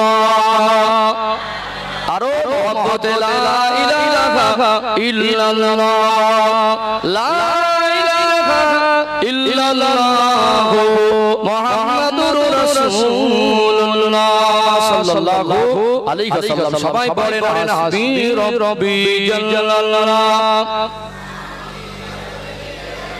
আরো মহব্বতে হাসবি রব্বি জাল্লাল্লাহ, মা ফি কলবি গায়রুল্লাহ, নূর মুহাম্মদ সাল্লাল্লাহ, হক লা ইলাহা ইল্লাল্লাহ, লা ইলাহা ইল্লাল্লাহ, লা ইলাহা ইল্লাল্লাহ মুহাম্মাদুর রাসূলুল্লাহ, আল্লাহুম্মা সাল্লি আলা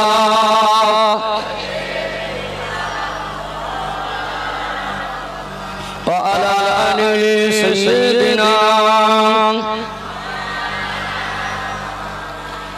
ও সোনার মানিক যুবকেরা, আব্বার মায়েরা, আবার মন দিয়ে দেই, এই জীবন এটা হলো অস্থায়ী জীবন।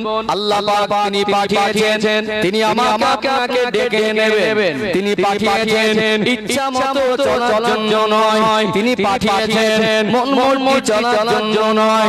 ভুলে গেলে হবে না, যেটা করেছি যেটা করছি, আল্লাহ পাক যতদিন হায়াতে রাখবেন, যেটা করব এই পর্যন্ত শেষ নয়, প্রত্যেকটা মুহূর্ত আমার আল্লাহ তিনি রেকর্ড করছেন কি করেন না কোরআন শরীফ খুলবেন 15 নম্বর বারা 18 নম্বর পৃষ্ঠা সূরার নাম হলো সূরা আল কাহাফ আয়াত নাম্বার 49 49 নম্বর আয়াত আল্লাহ জানিয়ে দিলেন ওয়াউতিয়াল কিতাব আমি আল্লাহ হাসরের ময়দানে প্রত্যেকটা বান্দা বান্দির অর্জনকৃত নামায় আমালের খাতাটা তার সামনে খুলে দেব ফাতারাল মুজরিমিনা মুশফিকিনা মিম্মা ফি আল্লাহ বলছেন ওই পাপী পাপিষ্ট অপরাধী যাদের আমল দেখে যাদের কর্মজীবন দেখে যাদের কথাবার্তা শুনে মনে হতো তারা মনে হয় মরবে না আজ দুনিয়ায় কিছু মানুষ আছে আল্লাহকে ভয় করে না গুনাহ করে গর্ব করে গুনাহ করে অন্যায় করে আর বলে বেশি করে করব এরকম মানুষ আছে না নেই আছে না নেই একটা অসহায় বলে জুলুম হচ্ছে অনেকের জন্য ক্ষমতা আছে ওই অসহায় মানুষটা ওর হয়ে কথা বলার কেউ নেই টাকা নেই বলে একটা মানুষের জায়গা দখল করছে ওই মানুষটা প্রতিবাদ করতে গেলে উল্টো কথা খাচ্ছে এই রকম চিঞ্চর ভাষে কি ভাষে না বিচার করা হচ্ছে ঘুষ খেয়ে একটা দোষীকে দোষী বানানো হচ্ছে 5 থেকে 500 টাকা ভাবে মিথ্যা সাক্ষী দেওয়া মানুষ সমাজে আছে না নেই বেশি কথা বলে বলা বাধা দেব মেরেছি আবার মারবো তোর কি করার আছে দুনিয়ায় দাবত দেখিয়ে বাবা মানুষগুলো দুনিয়ায় মন চলা মানুষগুলো আজ দাবত প্রকাশে আজ ক্ষমতার বলে গরিবের জায়গা দখল করছে ক্ষমতার বলে অসহায়ের উপর বিচার করছে আল্লাহ বলেন ফাতারাল মুজরিমিনা মুশফিকিনা মিম্মা ফি আখিরাতে বিচারের দিনে ক্ষমতা দেখানো ক্ষমতা কারো থাকবে না দাপট দেখানো মানুষকে খুঁজে পাওয়া যাবে না রাজা বাদশা নেতা মন্ত্রী সব সস্তার ক্ষমতার দল দেখিয়ে দাঁড়ানো মানুষগুলো তারা আতঙ্কিত হয়ে যাবে আমল নামা দাবে তারা ভীত সন্ত্রস্ত হয়ে যাবে ওয়াকুলুনা আমি তাদের জবান খুলে দেব তারা বলবে ধরবে মালিক হাযাল কিতাব আল্লাহ কি আশ্চর্য খাতা লা ইউগাদিরু সাগীরাতান ওয়ালা কাবীরাতান ইল্লা আহসাহা ছোট বড় যা করেছিলাম হুবহু সব লেখা আছে ওয়াজাদু মা আমিলু হাদিরা আল্লাহ বলবেন বান্দা যা করেছিলে দুনিয়ায় হুবহু ওটাই পেশ করেছি ওয়ালা ইয়াজলিমু রাব্বিকা হাদা তোমার রব কোনো কারোর উপরে জুলুম করে না আল্লাহ পাক হাসরের ময়দানে প্রত্যেকের নামে আমাদের খাতাটা খুলে দেবেন কি দেবেন না দুনিয়ার কোন সরকারি অফিসে কোন ব্যবসায়ী প্রতিষ্ঠানে বড় বড় দোকানে গিয়ে দেখবেন বাংলায় লিখে দিয়েছে উপরের দিকে দেখিয়ে দেখবেন আপনি সিসিটিভির ক্যামেরার আওতায় আছেন দুনিয়ার মানুষ সামান্য জ্ঞান মানুষের চলন মানুষের কথা ভয় মানুষের চলাফেরা যদি সিসিটিভি ক্যামেরা দিয়ে রেকর্ড করতে পারে আমার আল্লাহ তিনি কি বান্দা বান্দিকে ক্যামেরার আওতায় রাখতে পারেন না দুনিয়ার মানুষের ক্যামেরার ছবি খোলা রাখা হয় স্টোর মেমরি হার্ড ডিস্কে যেটা সংরক্ষণ করা হয় ওটা ড্যামেজ দিলে ফরম্যাট হয়ে যেতে পারে আমার আল্লাহর ক্যামেরা যাওয়ার মতো ক্ষমতা আমাদের কারণে নেই ও ভাইরা বাবাজিরা জীবন তৈরি করুন এই জীবন জেগে গাড়ি বাড়ি চাকরি টাকা পয়সা সম্পদ এটা আসল সফলতা নয় আমার আল্লাহ যদি সুখে রাখে তো ভালো আরো সম্পদ আপনাকে দিয়ে দিই আপনার জীবন আপনার জিন্দেগির সঙ্গে আল্লাহ আর রাসূলের সম্পর্ক দরকার আছে না নেই জীবন এমনি পরিবর্তন হয় না আল্লাহর ভালোবাসা নবীর ভালোবাসা কাকে বলে তুলে ধরে আল্লাহ নবী হুজুর 40 বছর বয়সে নবুয়ত পেলেন আমার আল্লাহর হুকুমে দিন প্রচার শুরু করলেন আমার নবী 3 বছর গোপনে ইসলাম প্রচার করতে লাগলেন 3 বছর হয়ে গেল আমার আল্লাহ ওহী করলেন ওয়ানজির আশিরাতাকাল আকরাবিন আমার হাবিব আপনারা নিকট আত্মীয়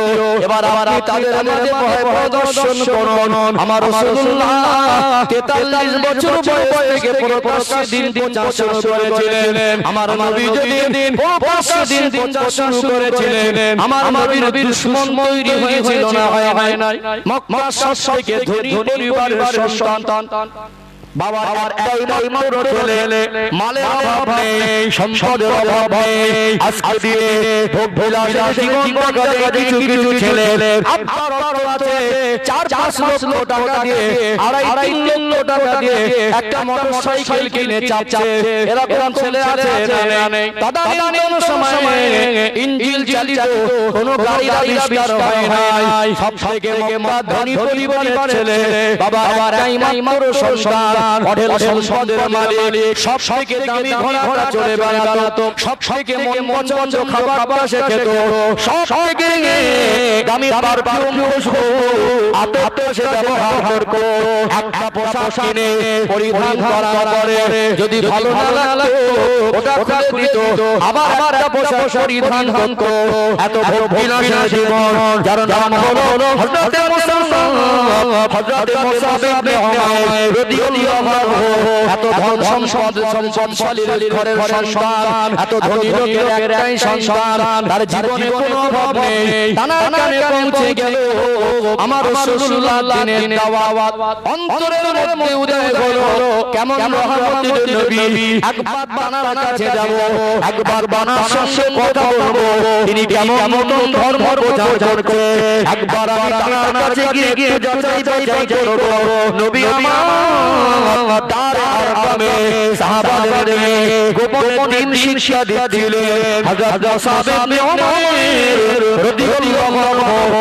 অনুসন্ধান করতে লাগলেন আমার নবীকে কোথায় গেলে পাওয়া যাবে আমার রাসূলুল্লাহর কাছে নিয়ে যাবেন তিনি আস্তে গিয়ে খোঁজ খবর নিতে তার ওই জায়গায় হাজির হয়ে গেলেন আমার রাসূলুল্লাহর পূর্ণিমার চাঁদের মতো চমকানো চেহারাটা আমার আল্লাহ এত সুন্দর করেছিলেন আমার নবীর চাঁদ মুখের পানে দেখলে পরে খোদার জ্বালা যন্ত্রণা নিবারণ হয়ে যেত আরো বলুন এই ধনী ঘরের ছেলেটা হযরত মুসাব ইবনে উমাইর রাদিয়াল্লাহু আনহু গেলেন দুধ থেকে আমার নবী চাঁদ মুখ দেখলেন তার অন্তরে আমার রাসূলুল্লাহর প্রতি ভালোবাসা তৈরি হলো আমার নবীর জবানে মোবারকে মধুময় কথা শুনলে মনে দুঃখ কষ্ট বেদনা নিবারণ হয়ে যেত আস্তে আস্তে গেলেন আমার নবী চাঁদ মুখ দেখলেন আমার রাসূলুল্লাহর কথা শুনবার জন্য মজলিসে বসে পড়লেন আল্লাহ তাআলা তার হেদায়েতের নূর দিয়েছিলেন তিনি থাকতে পারেন নাই হযরত মুসাব ইবনে উমাইর এত ভোগবিলাসের জীবন ওই ছেলেটা বলেছিলেন ইয়া রাসূলুল্লাহ ইয়া হাবিবাল্লাহ আপনার চেহারা দিকে দেখি আপনার পবিত্র জবানের কথা শুনে আপনাকে যারা জাদুকর বলে আপনাকে যারা পাগল বলে আপনাকে যারা মিথ্যুক বলে ওরা মানুষ চিনতে পারে নাই আপনার মতো মানুষ জাদুকর করে বলে না আপনার মতো মানুষ পাগল করতে পারে না আপনি সত্যিকারের আল্লাহর নবী আপনি আমাকে ঈমানের কলেমা পড়িয়ে মুসলমান করে দিন আমার রাসূলুল্লাহ আপনিকে হাত বাড়িয়ে দিলেন ঈমানের কলেমা পড়ে মুসলমান হয়ে গেলেন জোরে বলে আল্লাহ মুসলমান হয়ে গেলেন ইসলাম এমন একটা পাওয়ার সুপার পাওয়ার পৃথিবীতে মানুষের যত ক্ষমতা অর্জন করে টাকার ক্ষমতা পয়সার ক্ষমতা শিক্ষার ক্ষমতা নেতৃত্বের পাওয়ার সবথেকে সুপার সুপ্রিম পাওয়ার হলো ঈমানি পাওয়ার জোরে বলুন সুবহানাল্লাহ আল্লাহ ওয়ালাদের কাছে ঈমানি পাওয়ারটা ছিল কথা ঠিক না ঠিক বন্দুকের গুলির পাওয়ার থেকে ঈমানের পাওয়ারের শক্তি বেশি না কম হ্যাঁ হুদান হিন্দুস্তানের বাদশা খাজা মাইনুদ্দিন চিশতি আজমির সানজারি রাহমাতুল্লাহ আলাইহি লক্ষ লক্ষ মানুষকে সঙ্গে করে নিয়ে এসেছিলেন মস্তানদের নিয়ে এসেছিলেন বন্দুক আটম বম নিয়ে এসেছিলেন না তার কাছে একটা পাওয়ার ছিল ওটা হলো পাওয়ার ইমানি পাওয়ার ইমানি পাওয়ার যখন ভিতরে ভেসে যায় দুনিয়ার সম্পদ দুনিয়ার ভোগবিলাস দুনিয়ার যাবতীয় দুনিয়ার যা সম্পদ দুনিয়ার বরকত এগুলো আর কেউ পরোয়া করে না। আমাদের ঈমান তো কমজোর, আমরা দুনিয়ার মায়ে পড়ে যাই। সাহাবাদের ঈমান দেখবেন নবী এমনি বলেন নাই আসহাবিকা নুজুম বিআইহিম ইক্তাদাইতু। আমার একটা সাহাবা নক্ষত্র শুনলো কোন একজন দেখলে হেদায়েত পাবে, বলে বলা এই যে আমার রাসূলকে পেয়েছেন, নবীর কথাগুলো মানা শুরু করেছেন। এইবারে একটা দিন আস্তে আস্তে এরা ঈমান আনতেন, মার খাওয়ার ভয়ে, জুলুম অত্যাচারের ভয়ে মানুষের কাছে তারা আমার রাসূলের আদর্শ লুকিয়ে বেড়াতেন না। কথা ঠিক না বেটি? খবর হয়ে গেল মুসাব ইবনে উমাইর রাদিয়াল্লাহু আনহু তিনি ঈমান এনেছেন। এক ধনী পরিবারের সন্তান, নাম করা একটা ধনী লোকের ছেলে, তার আব্বার মান সম্মান নষ্ট হবে। তদনীয় সিচুয়েশন অনুযায়ী তার আব্বার সমাজের মানুষ দাম দেবে, তুই তো ছেলেকে সাবধান করতে পারছি না। খবর হয়ে গেল মুসাব ইবনে উমাইর রাদিয়াল্লাহু ঈমান এনেছে। বাড়ি যাওয়ার পরে মা বলছে কোচি তুই সত্যি করে বল তো বাবা তুই কি কলেমা পড়েছিস? মা জিজ্ঞাসা সত্যি করে বল। মুসাব ইবনে উমাইর বলছে মা আমি সত্যি করেই বলছি, আমি আমার রাসূলের কাছে গিয়ে ঈমানের কলেমা পড়ে মুসলমান হয়ে গেছি। বলুন না সুবহানাল্লাহ। তোর আব্বা এত সম্পদের মালিক, তুই যা চেয়েছিস ছোট থেকে তোর মতো ভোগ বিলাসে মক্কার একজনকে দেখা যায় না যে আরামে জীবন যাপন করে। আজকে তো আমার সম্মান থাকতো বাবা, যা হয়েছে সমাজের মানুষ জানে না। তুই আমার হাত দিয়ে বল তুই ওই লাখ হবো এদের নামে কসম করে বল আর রাসূলের কাছে যাবি না। মার দিকে তাকিয়ে বলেছিলেন মা আমি দুনিয়ার সব ছেড়ে থাকতে পারবো, আমার রাসূলকে আর আল্লাহকে ভুলতে পারবো না। জোরে বলবেন আল্লাহ। আমার আল্লাহ কোরআন কারীমে সূরা আল-আহজাব 21 নম্বর পারা 6 নম্বর আয়াতে জানিয়ে দিলেন আন-নাবিয়্যু আওলা বিল মুমিনিনা মিন আনফুসিহিম। আমার রাসূল হলো মুমিনদের কাছে তাদের নিজেদেরকে অধিক ঘনিষ্ঠ, অতএব মুমিন যারা হবে নিজেদেরকে অধিক ঘনিষ্ঠ আমার রাসূলুল্লাহকে মনে করবে। নিজেদেরকে ঘনিষ্ঠ অর্থটা কি?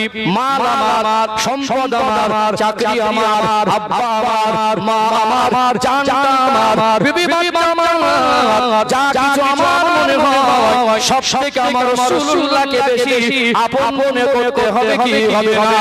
সাহাবাদের জীবন দেখবেন আল্লাহর কোরআন কারীমের আয়াতের সঙ্গে হুবহু মিল পাওয়া যায়। সুবহানাল্লাহ। মা বললেন বাবা ছেলে কি আমার এই মাত্র সন্তান আজ মার মানুষ যদি জেনে যায় মুসাব ইবনে উমাইর কলেমা বলে নিয়েছে, তোর আব্বার সমাজের মানুষের কাছে মাথা ভার হয়ে যাবে, মানুষ সংসারে মানুষের কাছে মুখ দেখাতে পারবে না। ওই সময় বলেছে মা আপনি যাই করেন না কেন সব ভুলতে পারি, আমার রাসূলুল্লাহর মহব্বত ধরে থাকতে পারবে না। মা বলবে বাবা ছেলে আমি তোকে কত ভালোবাসি, তুই যদি ঈমানের কলেমা না করিস আমি তোর মা ভাববো না। মা বানা বন্ধ করে দেয়। হযরত মুসাব ইবনে উমাইর রাদিয়াল্লাহু বলেছেন মা আপনি যদি না খেয়ে মরে যান আমি আপনাকে ছেড়ে দিতে পারি, আমার রাসূলকে আমি এক মুহূর্তের জন্য ভুলে যেতে পারবো না। আব্বা রেগে গেল, বলল ওর মতো ছেলে দরকার নেই, আজ থেকে বেরিয়ে যা, আমার মালে আর কোনো হক নেই, শুধুমাত্র পরনে একটা জামা, ভোগ বিলাসের জীবন, এত আরামে থাকা ছেলেটা একবার বাসা করতে নয় পোশাক দ্বিতীয়বার পড়না, দামি ঘোড়ায় চড়ে বেড়ানো ছেলেটা আব্বার কথা মতো মায়ের কথা মতো প্রতিবেশীর কথা মতো সর্বস্ব ত্যাগ করে দিলেন। আল্লাহ নবীর কাছে চলে গেলেন, ইয়া রাসূলুল্লাহ ইয়া হাবিবাল্লাহ সব ত্যাগ করে চলে এসেছি, সব শুনে দিতে পারবো, আপনাকে ভুলে থাকতে পারবো না। সর্বস্ব ত্যাগ করে চলে আসার পরে আল্লাহ নবীর সাহাবী হযরত মুসাব ইবনে উমাইর রাদিয়াল্লাহু আনহু শুনুন কমে নাই, তাকে গোপনে খুঁজতে লাগলো। ওই ছেলেটাকে কেউ জানে দিতে পারলো আমার কোনো আপত্তি নেই। ওর বাপ বলছে ওর মতো ছেলে আমার দরকার নেই। সাহাবাদের উপরে তখন জুলুম অত্যাচারের রোলা চলছে, আমার নবীর কানে আওয়াজগুলো আসে, আমার নবীগুলো শুনে চোখ ভরা পানি নিয়ে সাহাবাদের সান্ত্বনা দিতে ও আমার সাহাবীরা আমরা সংস্কার করব ওদের সঙ্গে পরস্পর মোকাবেলা করার তো শক্তি সঞ্চয় হয় নাই আমার সাহাবাদের শহীদ করে দিতে আমার সাহাবাদের উপর জুলুম অত্যাচার হবে আমি রাসূলুল্লাহ সহ্য করতে পারি না আমার নবী বললেন তোমরা মক্কা জমিন ছেড়ে চলে যাও আবিসিনিয়ায় 16 জনের কাফেলা 12 জন পুরুষ 4 জন মহিলা যাদের জানে মেরে দেওয়ার মতো চক্রান্ত করেছে যাদের উপরে জুলুম অত্যাচার হওয়ার আশঙ্কাটা বেশি বাঁচাই করে নবী আমার ওয়াদা করলেন এই 16 জন তোমরা আবিসিনিয়ায় চলে যাও আবিসিনিয়ার দরবার ন্যায়পরায়ণ দরবার জুলুম অত্যাচার করে না ওখানে গিয়ে তোমরা যতটুকু দিন শিখেছো যতটুকু ইসলাম শিখেছো ওগুলো আমল করবে আমার আল্লাহ যদি কোনো দিন দেয় যদি আমি আবার তোমাদের ডাকবো যদি মক্কা জমিনে আমরা স্বাধীনতার সঙ্গে যদি ইসলাম মেনে চলতে পারি খবর বলে তোমরা চলে আসবে এই 16 জন আমার মধ্যে অন্যতম ছিলেন হযরত মুসাব ইবনে উমাইর রাদিয়াল্লাহু আনহু আল্লাহ আমার নবী কাকে বলে মুসাব ইবনে উমাইর রাদিয়াল্লাহু আনহু পৃথিবীর মানুষকে বুঝিয়ে দিলেন আজ রাসূলুল্লাহর আদেশ পাওয়ার পরে ভোগ বিলাসের জীবন ছেড়ে দিয়ে নিজের জন্মভূমি ছেড়ে দিয়ে কোথায় যাবেন কিভাবে থাকবেন সবটাই অনিশ্চয়তা নিজের জন্মভূমি ছেড়ে দিয়ে আব্বা মাকে ছেড়ে দিয়ে মক্কার জমিন থেকে আবিসিনিয়ায় চলে গিয়েছিলেন না জানাই গেছিলেন না জান্নাই কত ভোগ বিলাসের জীবন আমরা তো আল্লাহ ভালো হয়ে গেছি আমাদের মনে আর নবীর ভালোবাসা জাগে আমাদের সম্পর্ক আল্লাহ রাসূলের সঙ্গে সেইভাবে তৈরি করতে পারিনি এখন সম্পর্ক সব বিরিত আমাদের সঙ্গে এক সপ্তাহ চলে যায় একবারও দরুদ শরীফ পড়ে না একবারও দরুদ শরীফ পড়ে না এক সপ্তাহ কমান্ড বেরিয়ে গেছে ওটা পরিষ্কার হিসাব পাওয়া যাবে সারা দিন চলে যায় একবার নবীর মুহাম্মদ দরুদ শরীফ থেকে বের হয় না খৈনিটা তাই তো তামাকটা পাবে না বলে ওটা পকেটে করে নিয়ে ঘোরে তাহলে সম্পর্ক কার সঙ্গে রাসূলের সঙ্গে না বিরিত আমাদের সঙ্গে এখন আবার আপডেট আল্লাহ পয়সা দিচ্ছে এখন যারা খেতে পয়সা সিগারেট খাচ্ছে ঠিক আছে এখন আবার আমাদের সমাজে কিছু ভদ্র গাঁজা বেরিয়েছে ভদ্র গাঁজাখোর চেহারা দেখে বোঝার উপায় নেই লোকটা গাঁজা খায় ফেরেশতার মতো ঘুরবে একেবারে জ্ঞানহীন লোক ছেলের ছেলেদের সাথে বসে গাঁজা খাচ্ছে আশ্চর্য হয়ে যাবে বাস্তব বলছি ইদানিং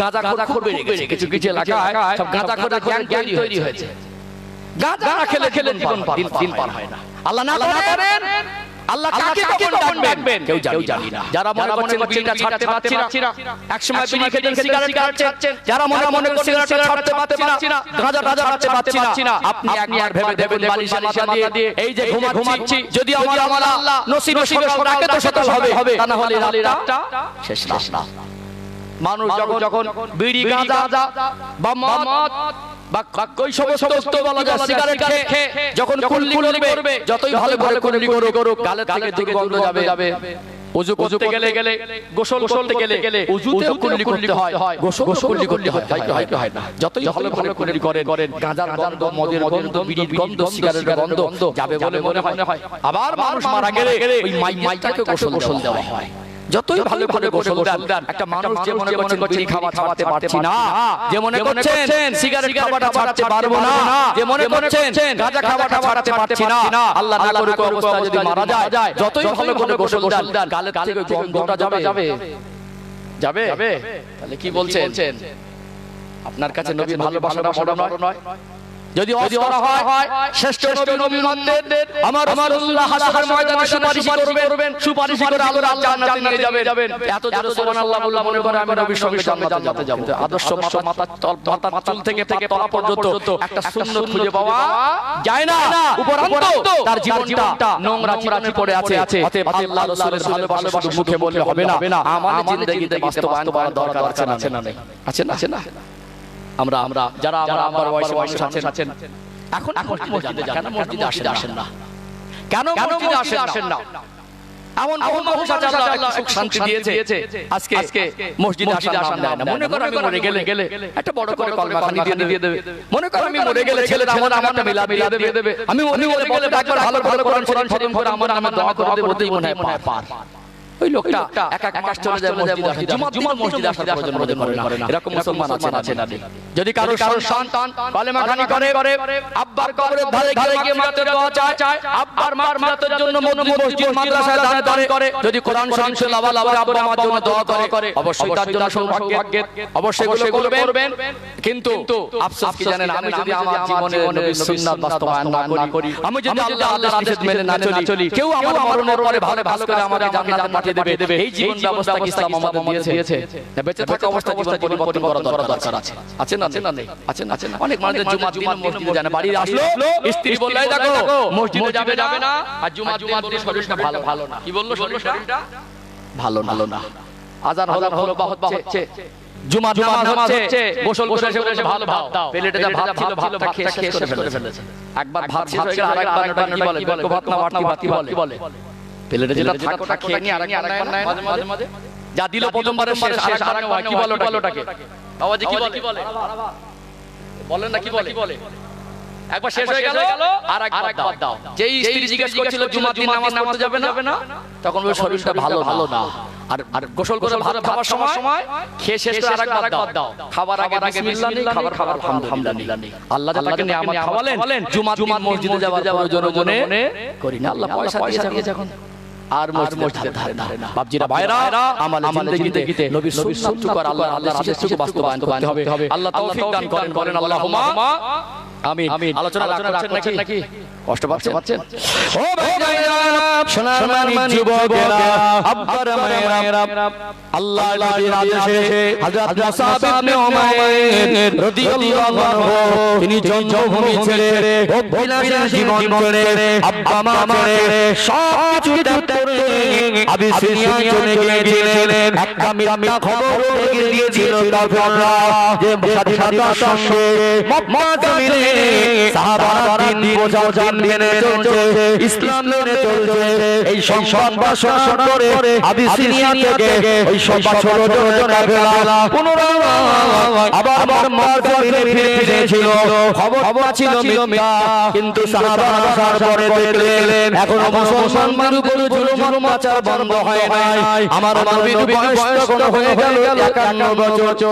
আমার নবী হিজরত করেছিলেন, হিজরতের সময়কালে আমার রাসূলুল্লাহর বয়স ছিল 53 বছর। 40 বছর বয়সে নবুয়ত, মক্কায় 13 বছর, মদিনায় 10 বছর, এই দিনের খেদমত 23 বছর। হিজরতের সময়কালে আমার রাসূলুল্লাহর বয়স তখন 53 বছর। হিজরত করার 2 বছর আগে মদিনার সাহাবীরা, মদিনার সাহাবীরা এসে মদিনার মানুষ এসে আমার রাসূলুল্লাহর কাছে ঈমানের কলেমা পড়ে মুসলমান হয়ে গেলেন। আমার নবীকে বলতে লাগলেন, ইয়া রাসূলুল্লাহ, ইয়া হাবিবাল্লাহ, হুজুর আমরা মদিনার মানুষ, সবে কলেমা পড়েছি, সবে ঈমান এনেছি, ইসলামের শিক্ষা কিছু বুঝি না।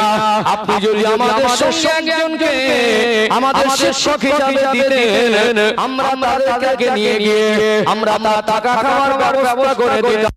আমরা তার থেকে দিনের শিক্ষা নিতাম। আল্লাহ নবী ডাকলেন, ও হযরত মুসা, ও বাবা মুসা ইবনে উমাইর, যান আপনি মদিনায় চলে যান। আল্লাহ নবীর কথা মতো ওই মদিনার সাহাবীরা যারা ঈমান এনেছে, হজ করেছে মক্কায়, আমার রাসূলুল্লাহ হযরত মুসা ইবনে উমাইর রাদিয়াল্লাহু আনহুকে শিক্ষক হিসেবে মদিনায় পাঠিয়ে দিলেন। আপনারা যেন শুনেছেন, নবী আমার যখন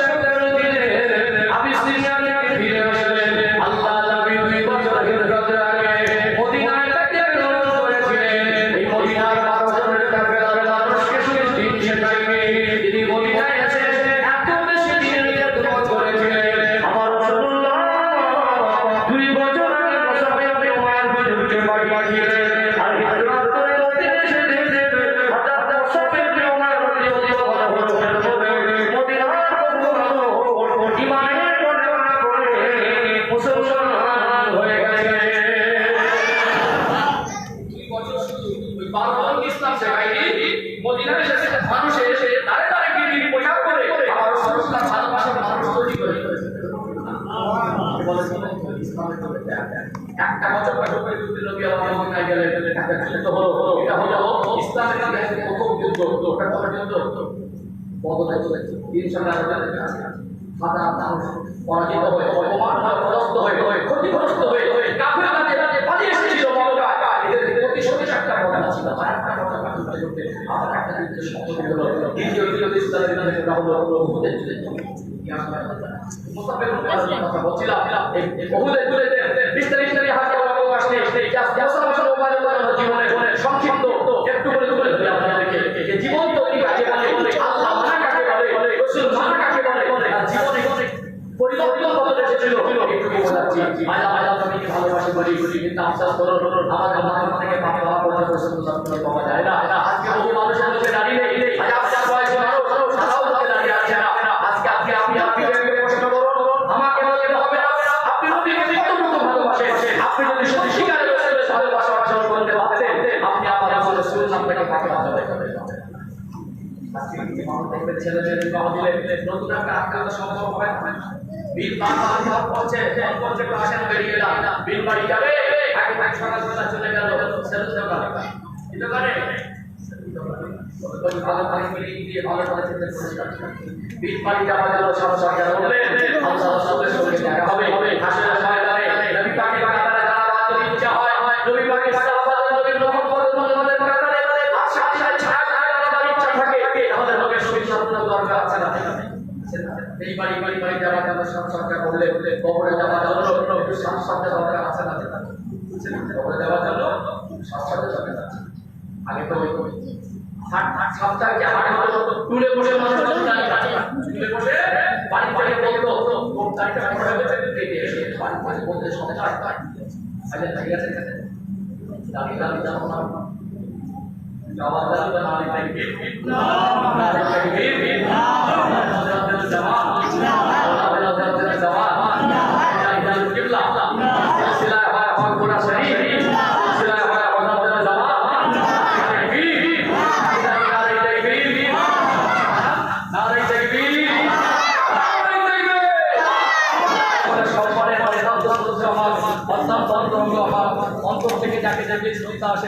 আমাদের সকলের